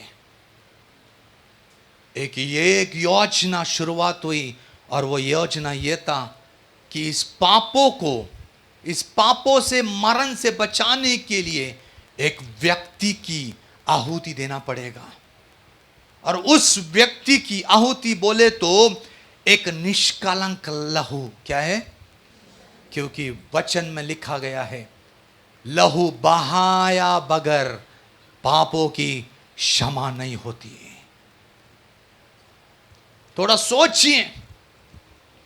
एक ऐसा व्यक्ति जो निर्दोष है, एक ऐसा व्यक्ति जिसने कभी पाप नहीं किया, एक ऐसा व्यक्ति जो धरती के ऊपर जिसने कभी कुछ अन्याय नहीं किया, वो प्रभु यीशु आपके और मेरे आमीन पाप जो मरण की ओर ले जा रहे थे, आमीन उसने अपने ऊपर लिया। अपने ऊपर लेने के द्वारा कालवरी क्रूस के ऊपर से आखिरी कतरा तक बहाया। उस कारण आप और मैं धर्मी ठहर गए।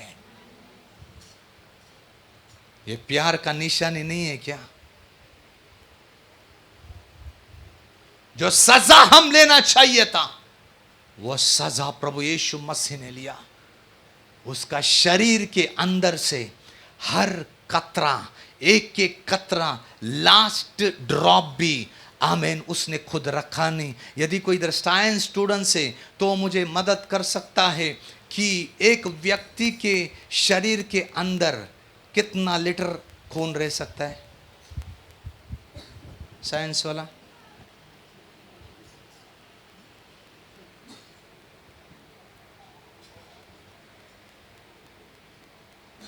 एक मनुष्य के अंदर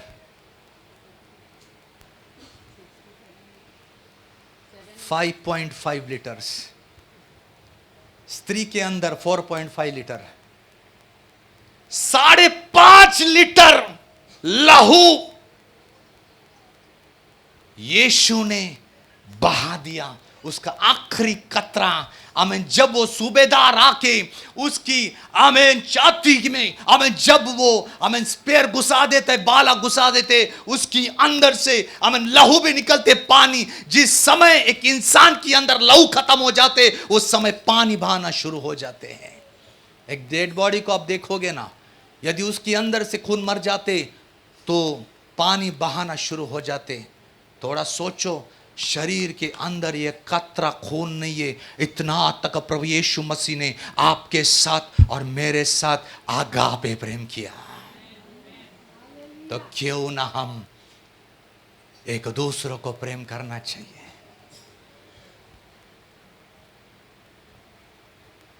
बहुत वचन सुना हमने, सालों से सुनते आ रहे हैं। यरीहो से चलने वाला एक व्यक्ति किधर चल रहे? यरूशलेम से एक व्यक्ति यरूशलेम आमीन यरीहो चल रहे। उधर भी प्रभु ने बताया एक दूसरे से प्यार करो, वचन के द्वारा भी बोला प्यार करो, परंतु नहीं हो रहे। ये क्या नहीं हो रहे? यस नहीं। अगर पौलुस की भाषा अगर पकड़ा जाए तो पौलुस बोलता है समय के अनुसार कौन होना चाहिए? हम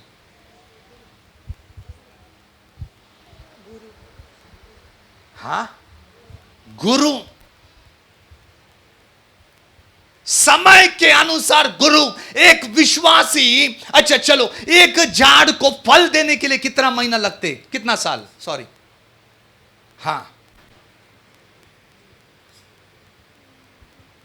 एक झाड़ को फल देना है। आप कौन सा भी ले लो, आप अभी जो खा रहे हो फल लो, है ना। उपवास में बहुत सारे जन आम का रस पीते, बराबर, वो फल लो। वो झाड़ को फल देने के लिए कितना समय लगते? एक साल। 5 साल लगते। 5 हालेलुया। 5 साल एक झाड़ को फल देने के लगते। जामुन को भी ले लो आप, जामुन को भी ले लो।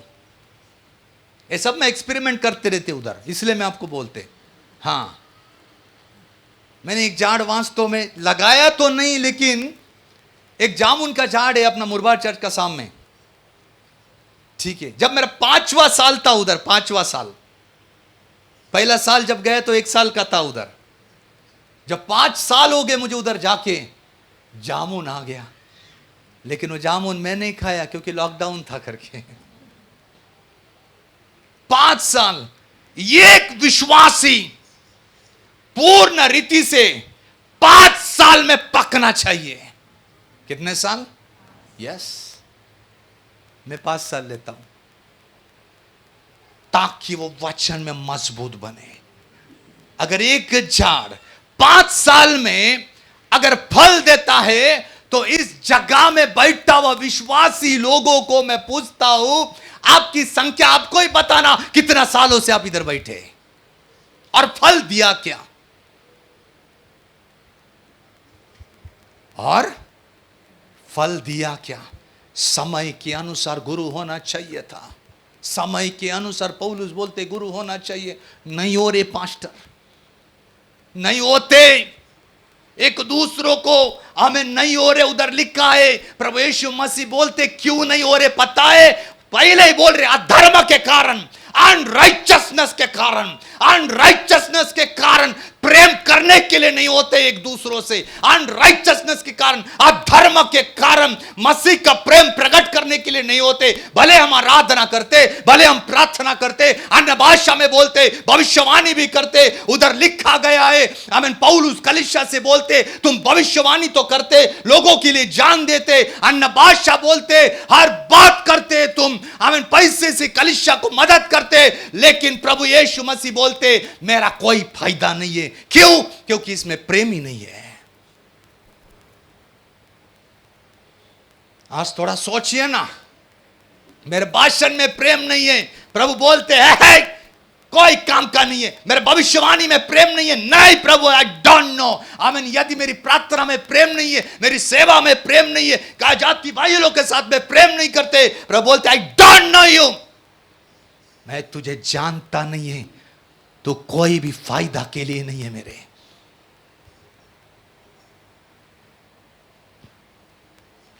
क्यों नहीं हो रहे? क्यों नहीं हो रहे? क्यों नहीं हो रहे?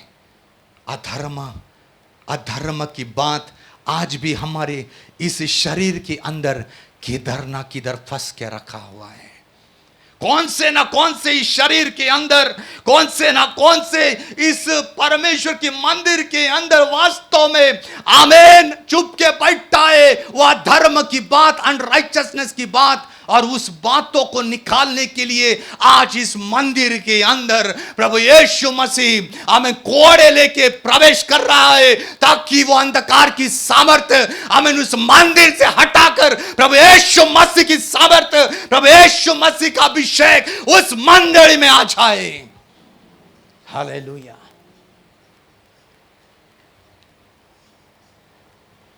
क्यों नहीं हो रहे? अधर्म के कारण। मैं वचन सुनता है, परंतु उस वचन के द्वारा होता नहीं है। मैं बहुत वचन सुना, मैं निर्णय भी लेता हूं यस मैं करूंगा, परंतु नहीं हो रहे। सभा के अंदर दो प्रकार के लोग होते जिससे प्रेम ठंडा होते। ये बोल के मैं खत्म कर दूंगा। एक, जो व्यक्ति परमेश्वर की वचन को सुनता है और उसे मालूम है यस मुझे यह करना है, परंतु वो करता नहीं है, उसके द्वारा वो खुद परमेश्वर की प्रेम से अलग हो जाते हैं। समझ में आया? वापस बोलता हूं मैं, परमेश्वर की वचन सुनते हैं, यस ये प्रभु का दास ने अच्छा सुनाया, मैं मानता हूं उस बातों को, परंतु उस वचन के ऊपर वो कार्य करता नहीं है। वो वचन को अपनी जिंदगी में कार्यस्थ करने के लिए नहीं देते, और जब ये प्रोसेस, ये कार्य जब बहुत हो जाते, वो टाइम वो प्रभु यीशु मसीह का प्रेम ही नहीं समझ पाते। लेकिन कलीसिया में दूसरा प्रकार का व्यक्ति है जिसे पता है ये वचन है, और इस वचन के द्वारा यदि मैंने मेरे साथ रहने वाला वो परमेश्वर की कलीसिया, वो परमेश्वर का जन के साथ गलत व्यवहार करेगा, तो उस व्यक्ति जो प्रभु में स्थिर है उसका प्रेम ठंडा हो जाएगा। एक खुद अपना प्रेम को ठंडा करते हैं, दूसरा मेरी वजह से दूसरा व्यक्ति को आमेन मैं अधर्म के मार्ग से उसका आमेन प्रेम जो है प्रभु में मैं ठंडा कर सकता हूं। ऐसे दो प्रकार के लोग होते हैं। प्रभु उस व्यक्तियों से सावधान करने के लिए आमेन बोला है, ऐसी समय आने के समय बहुतों का प्रेम ठंडा हो जाएगा। क्यों? क्योंकि वो लोग जानते हैं, यस वो जानते परमेश्वर का वचन, वो जानते क्षमा करना, वो जानते मेल मिलाप करना, वो जानते हर समय प्रभु की वचन के द्वारा एक दूसरों की उन्नति करना, परंतु जानते हुए भी सामने वाला विश्वासी या परमेश्वर की लोगों को या परमेश्वर की कलीसिया को नुकसान पहुंचाने वाली बातों के कारण वो व्यक्ति आमीन प्रेम में ठंडा हो जाते हैं और कलीसिया छोड़ देते हैं।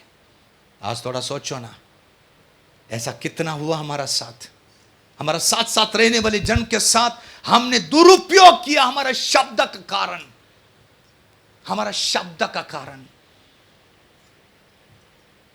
और वो चला गया। ऐसा एक घटना कुछ महीना पहले मेरे साथ कलीसिया में हुआ। भयानक रीति से आराधना चल रही, आराधना करते करते बहुत सारे दुष्ट आत्माएं चिल्लाना शुरू किया सभा में। उसमें से एक बहन का पर्स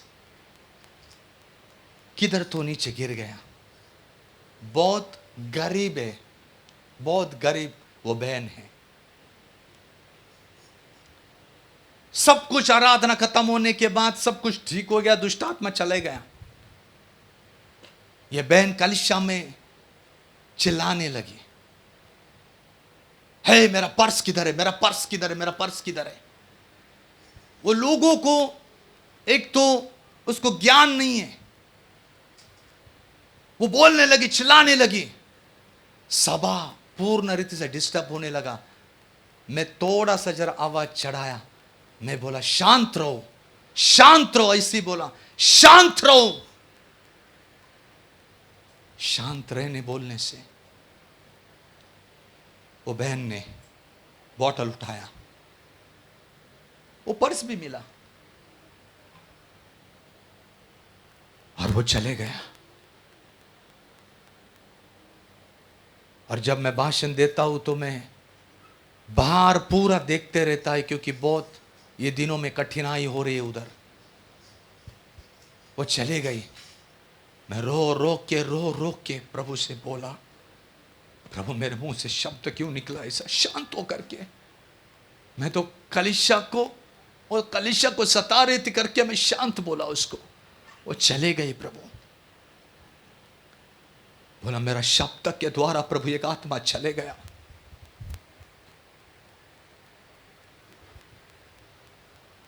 दूसरा दिन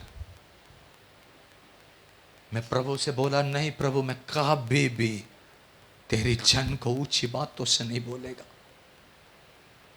और तब से मैं कभी बोलता नहीं।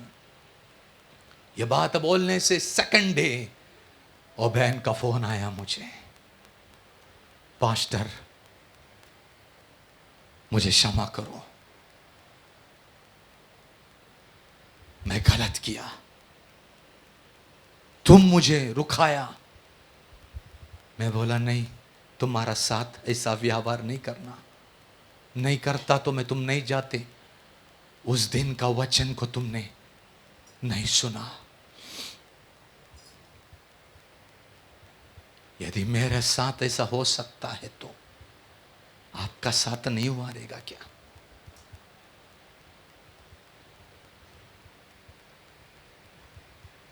यदि अगर वो व्यक्ति नहीं आता तो उसका आत्मा का बात मुझसे पूछ, परमेश्वर पूछता था।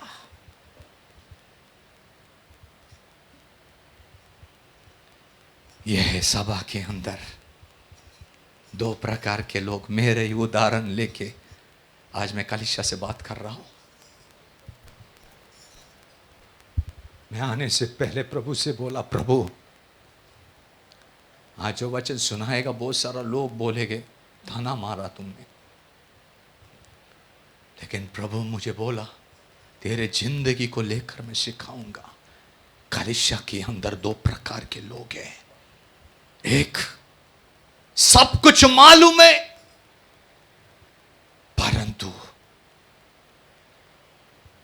ऐसा व्यवहार करते कि मसीह की अंग नाराज होकर प्रेम में तांडा हो जाते वो। दूसरा सुनते सुनते सुनते परंतु बदलते नहीं है। ये लोग प्रेम में पूर्ण रीति से ठंडा हो चुका है। ऐसी लोगों से प्रभु नीचे बोलता है, जो धीरज धरेगा वो धीरज धरेगा उसका उद्धार होगा। नहीं हो रहे सुनने के लिए, नहीं हो रहे सुनने के लिए, प्रार्थना करना छोड़ना नहीं। नई वचन समझ में आ रहे, पवित्र आत्मा को बोलना, समझाओ मुझे। प्रार्थना का द्वारा उस बातों को सीखने के लिए मन लगाओ। अगर तुम ऐसा करते रहोगे करते रहोगे करते रहोगे, एक दिन उपदेश सुनने वाला आप और मैं एक दिन उपदेश बोलने वाला बनेगा यीशु मसीह का नाम से। कलीसिया में ऐसे भी लोग रहेंगे जो सब कुछ मालूम है, परंतु वो भी मसीह भाई है, मसीह बहन है, मसीह में दास है, मसीह में दासी है। ऐसी विभावना रखते हुए एक दिन मेरा परमेश्वर, एक दिन मेरा परमेश्वर मेरे लिए मार्ग खोलेगा। ऐसी धीरज के साथ रहने वाले लोगों के लिए परमेश्वर बोलते उसका उद्धार निश्चित होगा। फिलदेल्फिया कलीसिया के बारे में समझने के समय छोटी कलीसिया है, परंतु उधर लिखा है तूने मेरे धीरज के वचन को थामा, इसलिए मैं भी जो परीक्षा इस जगत में आने वाली है वो तेरे ऊपर गिरने नहीं दूंगा। आज जिसको भविष्यवाणी की वचन चाहिए उठा लो और प्रार्थना करो उसके लिए। धीरज के वचन को अगर थाम कर रहकर उस वचन के आधार चलेगा तो इस दुनिया में जो प्रभु यीशु मसीह ने कहा गया है कि अकाल हो जाएगा, आमीन, झूठे भविष्यवक्त आएंगे, भरमाने वाले लोग आएंगे, आमीन आमीन, अधर्म के कारण बहुत प्रेम ठंडा हो जाएगा और मेरा आगमन हो जाएगा, परंतु इसके बाद महाक्लेश का आरंभ होने वाला है। उस क्लेश को तेरे ऊपर मैं कभी पड़ने नहीं दूंगा यदि तू इस वचन के द्वारा चलेगा तो। इस अगापे प्रेम को मैं कैसा पाएगा, ये बोल के मैं खत्म करूंगा भी। इस अगापे प्रेम को प्राप्त करने के लिए केवल एकमात्र परमेश्वर के पास है। ये नहीं, हम प्राप्त नहीं कर सकते इसको, हम विनती कर सकते प्रभु मुझे इस अगापे प्रेम से भरना, अगापे प्रेम से भरना। रोमी पत्र 5 अध्याय की 5 वाक्य में लिखा गया है कि पवित्र आत्मा ने हमारे हृदय में आमीन प्रेम उमाड़ डाल दिया है। रोमी पत्र 5 अध्याय का 5 वचन जल्दी जल्दी पढ़िए। और आशा से लज्जा नहीं होती, क्योंकि पवित्र आत्मा जो हमें दिया गया है उसके द्वारा परमेश्वर का प्रेम हमारे मन में डाला गया है। यस, किसके द्वारा बोलिए, सब देखिए, खत्म करूंगा अभी। किसके द्वारा? यस, इस पवित्र आत्मा के द्वारा हमारे मन में प्रेम को, उस परमेश्वर की प्रेम को उमड़ दिया। यानी अगापे प्रेम देने वाला कौन है? बोलिए ना। नहीं रे, पवित्र आत्मा। ठीक है ना। आप मुझे बोलिए, एक व्यवहारिक बात मैं बोलता हूं, ठीक है? आप दूध वाला का दुकान में जाकर राशन मांगोगे क्या? क्यों? बोलो ना। हमको दूध वाला के पास जाओ, श्रद्धा डेयरी है, ठीक है, वहां पर जाओ, बोलो आमीन, मुझे 2 किलो शक्कर देना, 4 किलो गेहूं देना, 2 किलो डालडा देना, वो देगा? क्यों? यही बात है ना हमारा भी। और बनिया का दुकान में जाके दूध मांगो, देगा? देगा, उसके पास रहेगा 1-2 लीटर। यही बात है। आमीन। पवित्र आत्मा, पिता परमेश्वर और यीशु, ये तीनों अलग अलग ऑफिसेस में बैठते, परंतु एक ही है। ये पवित्र आत्मा का कार्य, पिता का कार्य और पुत्र का कार्य तीनों अलग है।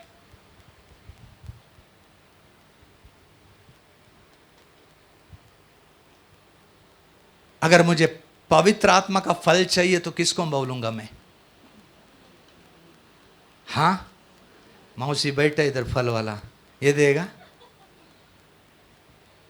इसलिए अलग अलग है। उधर लिखा गया स्पेसिफिक, पौलुस ने कहा गया कि पवित्र आत्मा ने हमारे मन में क्या किया है? बोलिए ना, प्रेम उमाड़ दिया है, अगापे प्रेम। इसलिए पवित्र आत्मा जो दिया है, हमें केवल हमें उड़ी मारने के लिए नहीं दिया, आमीन, हालेलुया। केवल ताली बजाकर दूसरों को डराने के लिए दिए, पवित्र आत्मा भिन्न भिन्न बातों को दिया। वह अगापे प्रेम देते हैं हमारे अंदर। वो क्या देते? यस, अगापे प्रेम। और इसलिए आमीन, अगर फल, पवित्र आत्मा का फल अगर दे, वो फलों नहीं लिखा, उधर फल लिखा है। क्या लिखा है? यस। लेकिन ये फल को अगर आमीन आप छिलना शुरू करेगा तो उसके अंदर से अनार जैसे दाने बाहर निकलते, उसका पहला दाना क्या निकलेगा? बोलिए ना, यस, प्रेम निकलेगा। पवित्र आत्मा फल। आमीन, हालेलुया। दूसरी बात, इस अगापे प्रेम को हमारे जीवन में लेने के लिए आमीन क्या करना है? आमीन, यूहन्ना का सुसमाचार उसका 14 अध्याय का 17 वाक्य और फिर उसका 21 वचन पढ़ेंगे। अगापे प्रेम अर्थात सत्य का आत्मा, जिसे संसार ग्रहण नहीं कर 14-17 है। हाँ, पढ़िए। अर्थात सत्य का आत्मा जिसे संसार ग्रहण नहीं कर सकता, हाँ, क्योंकि वह न उसे देखता है और न उसे जानता है। तो पढ़िए। तुम उसे जानते हो क्योंकि वह तुम्हारे साथ रहता है और वह तुम में होगा। 21 जिसके पास मेरी आज्ञाएं है, जिसके पास मेरी आज्ञा है। नंबर 2, देखो दो बात ध्यान करना। अगापे प्रेम एक तो पवित्र आत्मा के द्वारा हमें मिलेगा, ठीक है। पवित्र आत्मा हमारे मनों में, जब हम रिक्वेस्ट हम उसको रिक्वेस्ट करें, पवित्र आत्मा हमें अगापे प्रेम दे, प्रभु की प्रेम चाहिए हमें, तो पवित्र आत्मा देगा। अभी दूसरी बात, हाँ, जिसके पास मेरी आज्ञाएं है और वह उन्हें मानता है। क्या करते? आज्ञा तो सबके पास है, आपके हाथों में सब आज्ञा लिखे, 66 किताब ये आज्ञा से पूरे भराए। परमेश्वर के दास लोग वास्तव में आज्ञा ही तो बोलते हैं, ये सब हमारे पास है। लेकिन क्या है प्रोटोकॉल? मानता है। यस, क्या करना है? मानना है। शुरुआत में ही बोला मैं, मानना है। यस, ये परमेश्वर की वचन मेरे लिए, मेरी शुद्धता के लिए, शुद्धिकरण के लिए, मेरी चंगाई के लिए, मेरा उन्नति के लिए, ये मानना बहुत जरूरी है। देन वही मुझसे प्रेम रखता है। कौन प्रेम करते? बोलिए ना। अरे नाराज हो गए क्या? पता है मुझे कि बहुत लंबा 1.5 घंटा है, क्योंकि मैं 10th में था तो एनाटॉमी ये सब्जेक्ट मेरे को बहुत पसंद आता था। साइंस नहीं कर पाया, काम के ऊपर ज़्यादा मन था, इसलिए एनाटॉमी में अगर बोला जाएगा तो ब्रेन है ना, ब्रेन, ये 40 मिनट के ऊपर कभी भी किसी का बात मानेगा नहीं। कितना मिनट? हाँ, आश्चर्य रीति से 40 मिनट बात करने के बाद, 40 मिनट एक व्यक्ति के साथ बात करने के द्वारा, फिर वो इधर देखेगा, फिर वो उधर देखेगा, फिर उसको मूतने के लिए आएगा, फिर इधर जाएगा, ये सारी बात होगा। ये साइंस है, ठीक है। परंतु आत्मा के साथ अगर बैठेगा, क्या करेगा? आत्मा के साथ अगर बैठेगा, मरा हुआ व्यक्ति भी जिंदा होता है। फिर पौलुस एक बार नाइट मीटिंग चलाने के समय एक व्यक्ति खिड़की से नीचे गिर जाते, लंबा कर रहे प्रचार अपना थोड़ा सा, लेकिन बहुत ध्यान से सुन रहा था। ध्यान से सुनते सुनते थोड़ा सा नींद आया, खिड़की से नीचे गिर गया। पौलुस बोला लेके आओ। मैं देखा उसको बहुत ध्यान से, श्रद्धा से सुन रहे। मैं प्रार्थना करता उसके लिए, प्रार्थना करने के द्वारा वह चंगा हो गया। एक परमेश्वर की वचन जो मानता है वो उससे प्रेम करता है। क्या करते? यस, वो प्रेम में बना रहते हैं। परंतु यही अध्याय 15 का 10 में लिखा है, आमीन, 15 का 10, यूहन्ना 15:10, यदि तुम मेरी आज्ञाओं को मानोगी, हाँ, तो मेरे प्रेम में बने रहोगे। यस, किसके प्रेम में? दास होता नहीं है, प्रेम करने के लिए होता नहीं है। आज आपको एक चाबी में देख के जा रहा हूं। प्रभु बोलते हैं मेरी आज्ञा में बने रहो। प्रभु यीशु मसीह बोलते मेरी आज्ञा में बने रहो। मैं तुमको जो आज्ञा देते हैं ना, वो बने रहो उसके अंदर। अगर तुम रहते, तो तुम मेरे प्रेम में बने रहते हैं। इसलिए प्रभु यीशु मसीह बोलते हैं, हे आमीन, बोझ में दबे हुए इंसान मेरे पास आओ, मैं तुम्हें क्या करूंगा? हाँ, विश्राम दूंगा। मेरा जो हल्का है, आमीन, मेरे जो उठाओ और मुझसे क्या? किससे? यीशु से सीखो। आज यीशु बोलते हैं, अगर तुझे आखिरी समय में टिकना है, आमीन आमीन, बहुत सारे अधर्म पैदा भी हुए, अधर्मी लोग, उसके सामने तुझे टेकना है तो एक ही है, पवित्र आत्मा के ऊपर ध्यान देना, वचन के ऊपर ध्यान देना, आत्मा को बोलना प्यार से मुझे भर, वचन को बोलना, वचन के अनुसार चलो, आमीन। तब यीशु बोलेगे, यस तू मेरे अंदर है। परंतु ध्यान करना, ये जब सारी बात होते, त्रिएक परमेश्वर इस शरीर में आके रहना शुरू करते हैं। इसलिए आज हम अपनी आंखों को 1 मिनट के लिए हम झुकाएंगे, बंद करेंगे। 1 मिनट, 1 मिनट, ज्यादा नहीं लूंगा मैं। हमें आज ऐसा लगता है कि मैंने वचन को किधर श्रद्धा दिया नहीं, मैंने उस वचन को कोई रिस्पेक्ट किया नहीं, आदर दिया नहीं, सम्मान दिया नहीं। इसलिए मैं प्रभु के प्रेम में नहीं बना, मैं प्रभु के प्रेम में तंडा होते गया। मेरे साथ साथ रहने वाला मसीह जन के साथ मैं क्रूरता का साथ में बर्ताव किया। आज ये वचन सुन के प्रभु, यस, किधर ना किधर इस वचन के अंदर मैं प्रभु बैठता हूं। प्रभु आज मुझे माफ करना प्रभु। अंत का दिनों का चिन्ह मेरे सामने है, परंतु आपके आने का गांभीर्य मुझे नहीं है प्रभु। आज मैं एक निर्णय लेता हूं प्रभु, तेरी वचन को मैं मानूंगा, पालन करूंगा, उस वचन पे चलूंगा, ताकि मैं तेरी प्रेम में बना रहूंगा और मैं एक अगापे प्रेम की ओर दौड़ाई करूंगा। Yes master. आज प्रभु कलीसिया से बोल रहे हैं, उठ उठ, प्रकाशमान हो, प्रकाश तेरे पास आया है, प्रकाश तेरे पास आया है। यदि मेरा प्रेम तेरे अंदर है, तू मेरे प्रेम के अंदर है, तेरी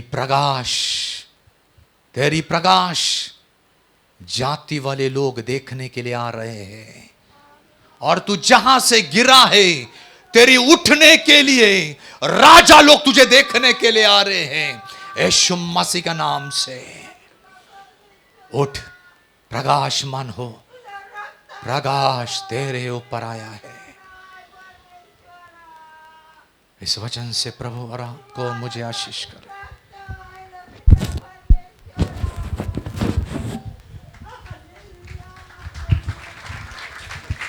आमीन, प्रेज़ द लॉर्ड, हालेलुया। परमेश्वर नाम का महिमा हो। हम परमेश्वर का वचन सुन रहे थे। अधर्म जो बढ़ रहा है, ये केवल यीशु मसीह के समय पर नहीं था। जब से परमेश्वर ने पृथ्वी की शुरुआत किया, जब से परमेश्वर ने मनुष्य को बनाया, तब से लेकर अधर्म करने के लिए मजबूर करने वाला व्यक्ति मनुष्य के ऊपर श्रद्धा था, आदम के ऊपर श्रद्धा था। एक दिन उसका ऐसा मौका मिला, हमें उन्होंने अपना काम कर दिया। ये अधर्म बढ़ता गया। एक बार गांव पहुंचते हैं, जब तक ट्रीटमेंट नहीं करते वो बढ़ता ही जाएगा। वैसे वो बढ़ता गया।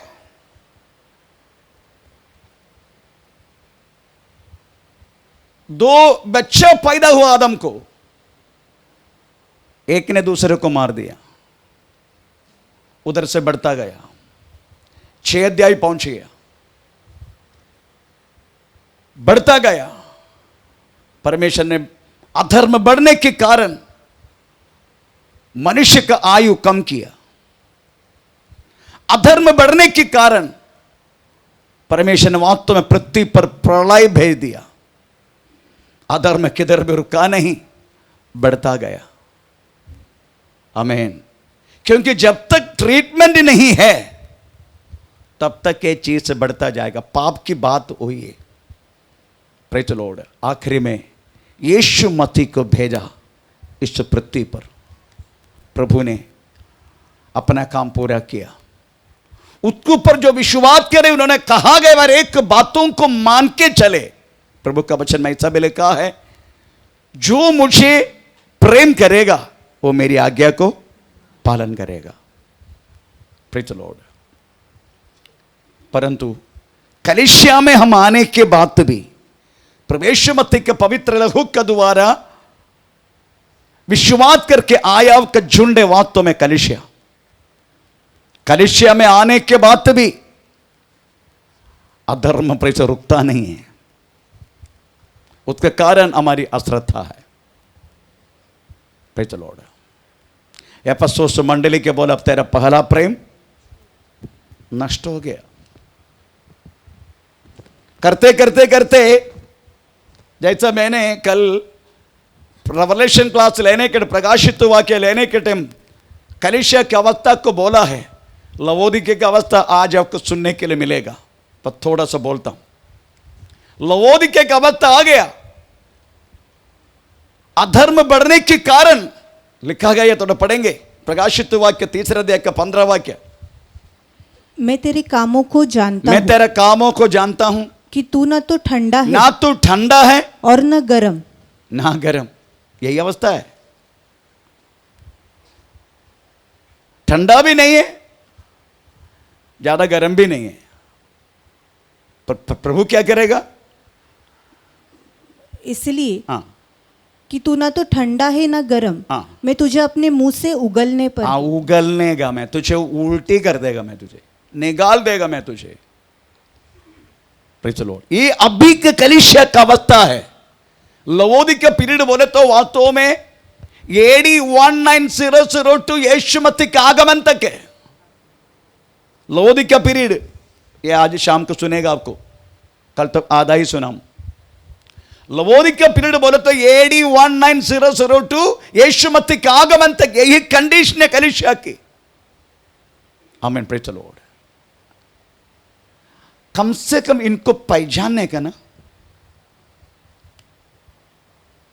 ये सब एक साथ रहता है, इसलिए इसको पहचानने के लिए मुश्किल हो रहे। आमीन। अधर्म के साथ काम करने वाले लोगों को जब कब पहचानेगा हम? पहचानने का, क्योंकि हम बुद्धिमान हैं। ये बुद्धिमान कौन है? हम। होता है, इसलिए 10वीं अभी तक पास नहीं हुआ। कोई लोग स्कूल भी नहीं देखा। बुद्धिमान है सब लोग, पर परमेश्वर की नजर में बुद्धिमान कौन है करके पूछा मैंने। हमें करके बोल रहे, पर उसका आंसर क्या है? जो परमेश्वर का खोजने वाला। कैसे? वचन के द्वारा। तो आज वचन के द्वारा ही ऐसे लोगों को पहचानने का, पहचानेंगे हम। थोड़ा पढ़ेंगे आज पहचानने का। हाँ, थोड़ा पढ़ेंगे हम। 2 तिमोथी 3 अध्याय का 1 से लेके 9 वाक्य पढ़ लीजिएगा। ये अधर्म करने वालों को पहचानने का। हाँ। पर यह स्मरण रख हाँ। कि अंतिम दिनों में, ये अंतिम दिन चल रहे हैं, अंतिम दिनों में कठिन समय आएंगे। कठिन समय आएंगे, क्योंकि मनुष्य स्वार्थी प्रेज़ द लॉर्ड, कदापि अपने पॉकेट से एक पैसे दूसरा हमारे भाई लोगों को देगा नहीं। मैं, मेरा परिवार, बस। स्वार्थी। कुछ भी हो, मैं कुछ नहीं कह रहा, मुझे नहीं मालूम, ये पैसा मेरे लिए दिए प्रभु ने, हम ऐसा ही बोलेगा। इतना तक वास्तव में मुश्किल में रहने वालों को हाथ नहीं बढ़ाएगा। प्रेज द लॉर्ड, आमीन। सोचने ही लोभी, लोभी, डिंगमार, डिंगमार है ना, डिंगमार है बहुत। प्रेज द डिंगमार, हमें बदन में कपड़ा तक नहीं है फिर भी बोलेगा मेरे पास बहुत है।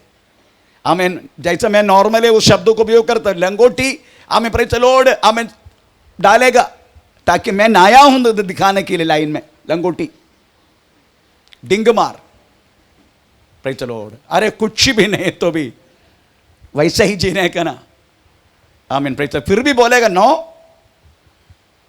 डिंगमार। अभिमानी, मैंने कहा सबसे बड़ा प्रॉब्लम लगता है ना, कभी कभी स्टेटस देखते हैं, किसी विश्वासी का स्टेटस अब देखेगा ना, बाप रे, जैसा लगता है ये बड़ा करोड़पति है, ऐसा लगता है। आमीन, प्रेज द लॉर्ड। रोग से भरे हैं फिर भी इसमें आ जाएगा, किसमें, स्टेटस में आएगा। लिपस्टिक लगा के, काजल लगा के, आमीन, प्रेज द लॉर्ड, ऐसा चलने के लिए प्रॉब्लम हो रहे हैं। ऐसे भी चलने के लिए प्रॉब्लम हो रहे हैं, फिर भी लिपस्टिक लगा के अच्छी तरह सब करके, प्रभुआ तेरी स्टेटस, अरे कम से कम ठीक से चलो, कम से कम 24 घंटा अस्पताल में, पर इसके लिए कोई कम नहीं है।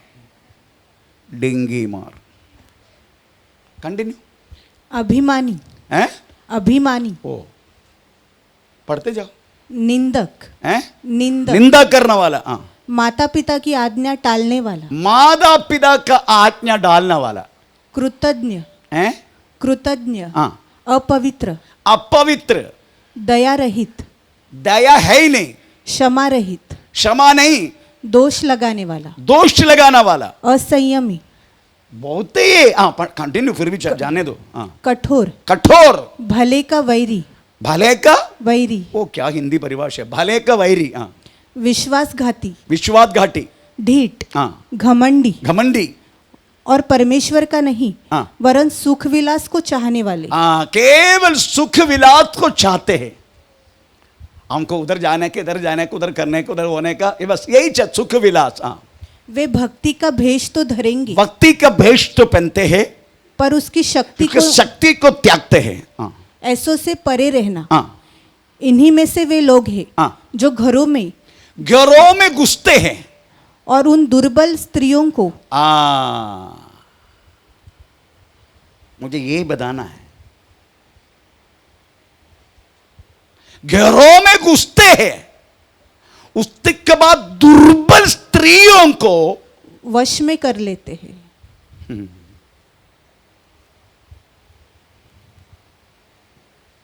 ये भी कलीसिया में है ना।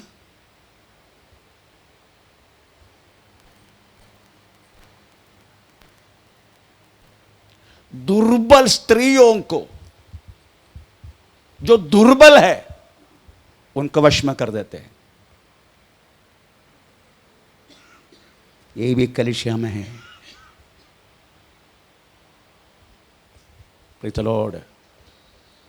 इतने सब लोग, सब प्रकार के लोग आ जाते हैं, सब प्रकार के लोग आ जाते हैं।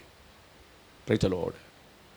मैं आपको बोलता हूं, ऐसी लोगों को वास्तव में क्या करें हम? मारे, पीटे, कितना बार कलीसिया से बाहर करेगा?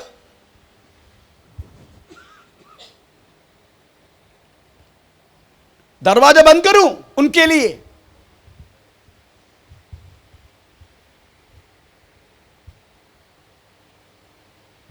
आमीन। और सबसे बड़ा बात यही है कि ऐसा होने के बाद भी जो डाइस में खड़ा कर देते, ये मेरे को सहने के नहीं होते, वो सहने के नहीं होते। इतना कांटा करने के बाद भी इसका माइक उठा के क्यों हम खड़ा करते हैं?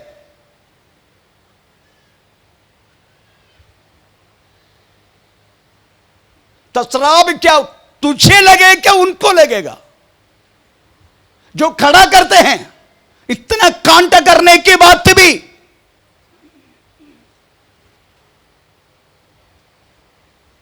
अगर परमेश्वर दास को क्षमा करना है, he has to be react.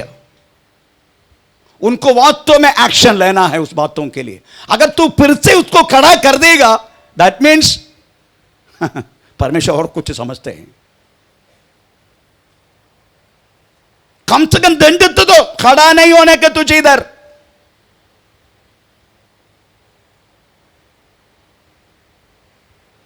अभी मैं एक्शन मैं लेने वाला हूं, मैं एक्शन लेने वाला हूं। मैं देखेगा नहीं दास है क्या, दासी है क्या, विश्वासी है क्या, देखेगा नहीं। अदरवाइज मुझे जाने के समय आ गया, मेरे को रिप्लाई देना है उधर जाके, मेरे को हिसाब देना है। इसलिए मैं एक उपवास प्रार्थना कदम होने के बाहर कलीसिया में जाने वाला है। मैं जानता हूं, मैं बोला कम से कम एक्शन तले गेट आउट कर दे डाई से, कम से कम इतना तो करके दिखा। अधर्म बढ़ते जा रहे, बढ़ते जा रहे। इसको रख के क्या मिलने वाला है? प्रभु के आंसर नहीं देने का, उत्तर नहीं देने का, देने के करके लिखा है तो पढ़ेंगे, आंसर देना ही पड़ेगा, हिसाब देना पड़ेगा। इब्राहिम पत्र 13 अध्याय में वो बातें लिखा है। आमीन, प्रेज़ द लॉर्ड। प्रियो, अधर्म बढ़ते जा रहे, ये कलीसिया के अंदर बढ़ते जा रहे। अधर्म बाहर बढ़े तो परमेश्वर का कोई लेना देना नहीं है। अधर्म बाहर बढ़े तो, पर अधर्म कलीसिया के अंदर बढ़ेगा तभी परमेश्वर वास्तव में एक्शन लेते हैं। परंतु कभी कभी प्रभु अपना कृपा दिखाते, कभी कभी परमेश्वर वास्तव में प्रेज़ द लॉर्ड इंतजार करते, तू एक्शन लेते कि नहीं। दीर्घ क्षमा। इसलिए हमें वास्तव में इस उपवास प्रार्थना में प्रेज़ द लॉर्ड भिन्न भिन्न बातों से समझने के लिए परमेश्वर कृपा किया जाते। उधर क्या करते, तुम एक बार और वचन, पूरा नहीं, थोड़ा अभी पढ़ा हुआ बात।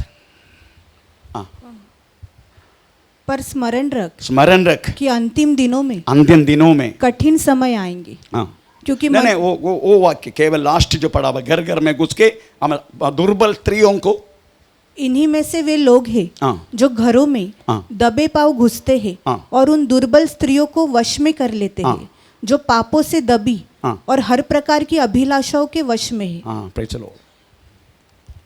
आमीन। इसलिए प्रियो, कलीसिया बोले तो वास्तव में परमेश्वर की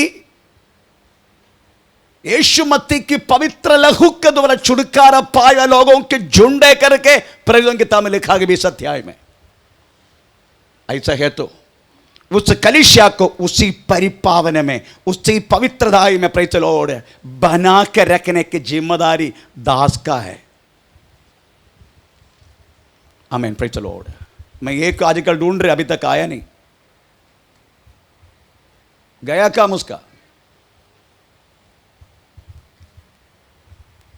और कोई लोग अभी रास्ता में हैं। Praise the Lord.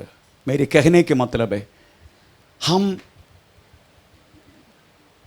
परमेश्वर से नियुक्त किया हुआ लोग है। प्रभु के दास लोग बोले तो प्रभु से नियुक्त किया हुआ लोग है। हम किसका बात मानेगा? प्रभु का बात मानेगा, उनका बात मानेगा, वो समझने का। Praise the Lord. आमीन। प्रभु हम सबका आशीष करे। आमीन, प्रेज़ द लॉर्ड। मैं ज़्यादा बोलना नहीं चाहता।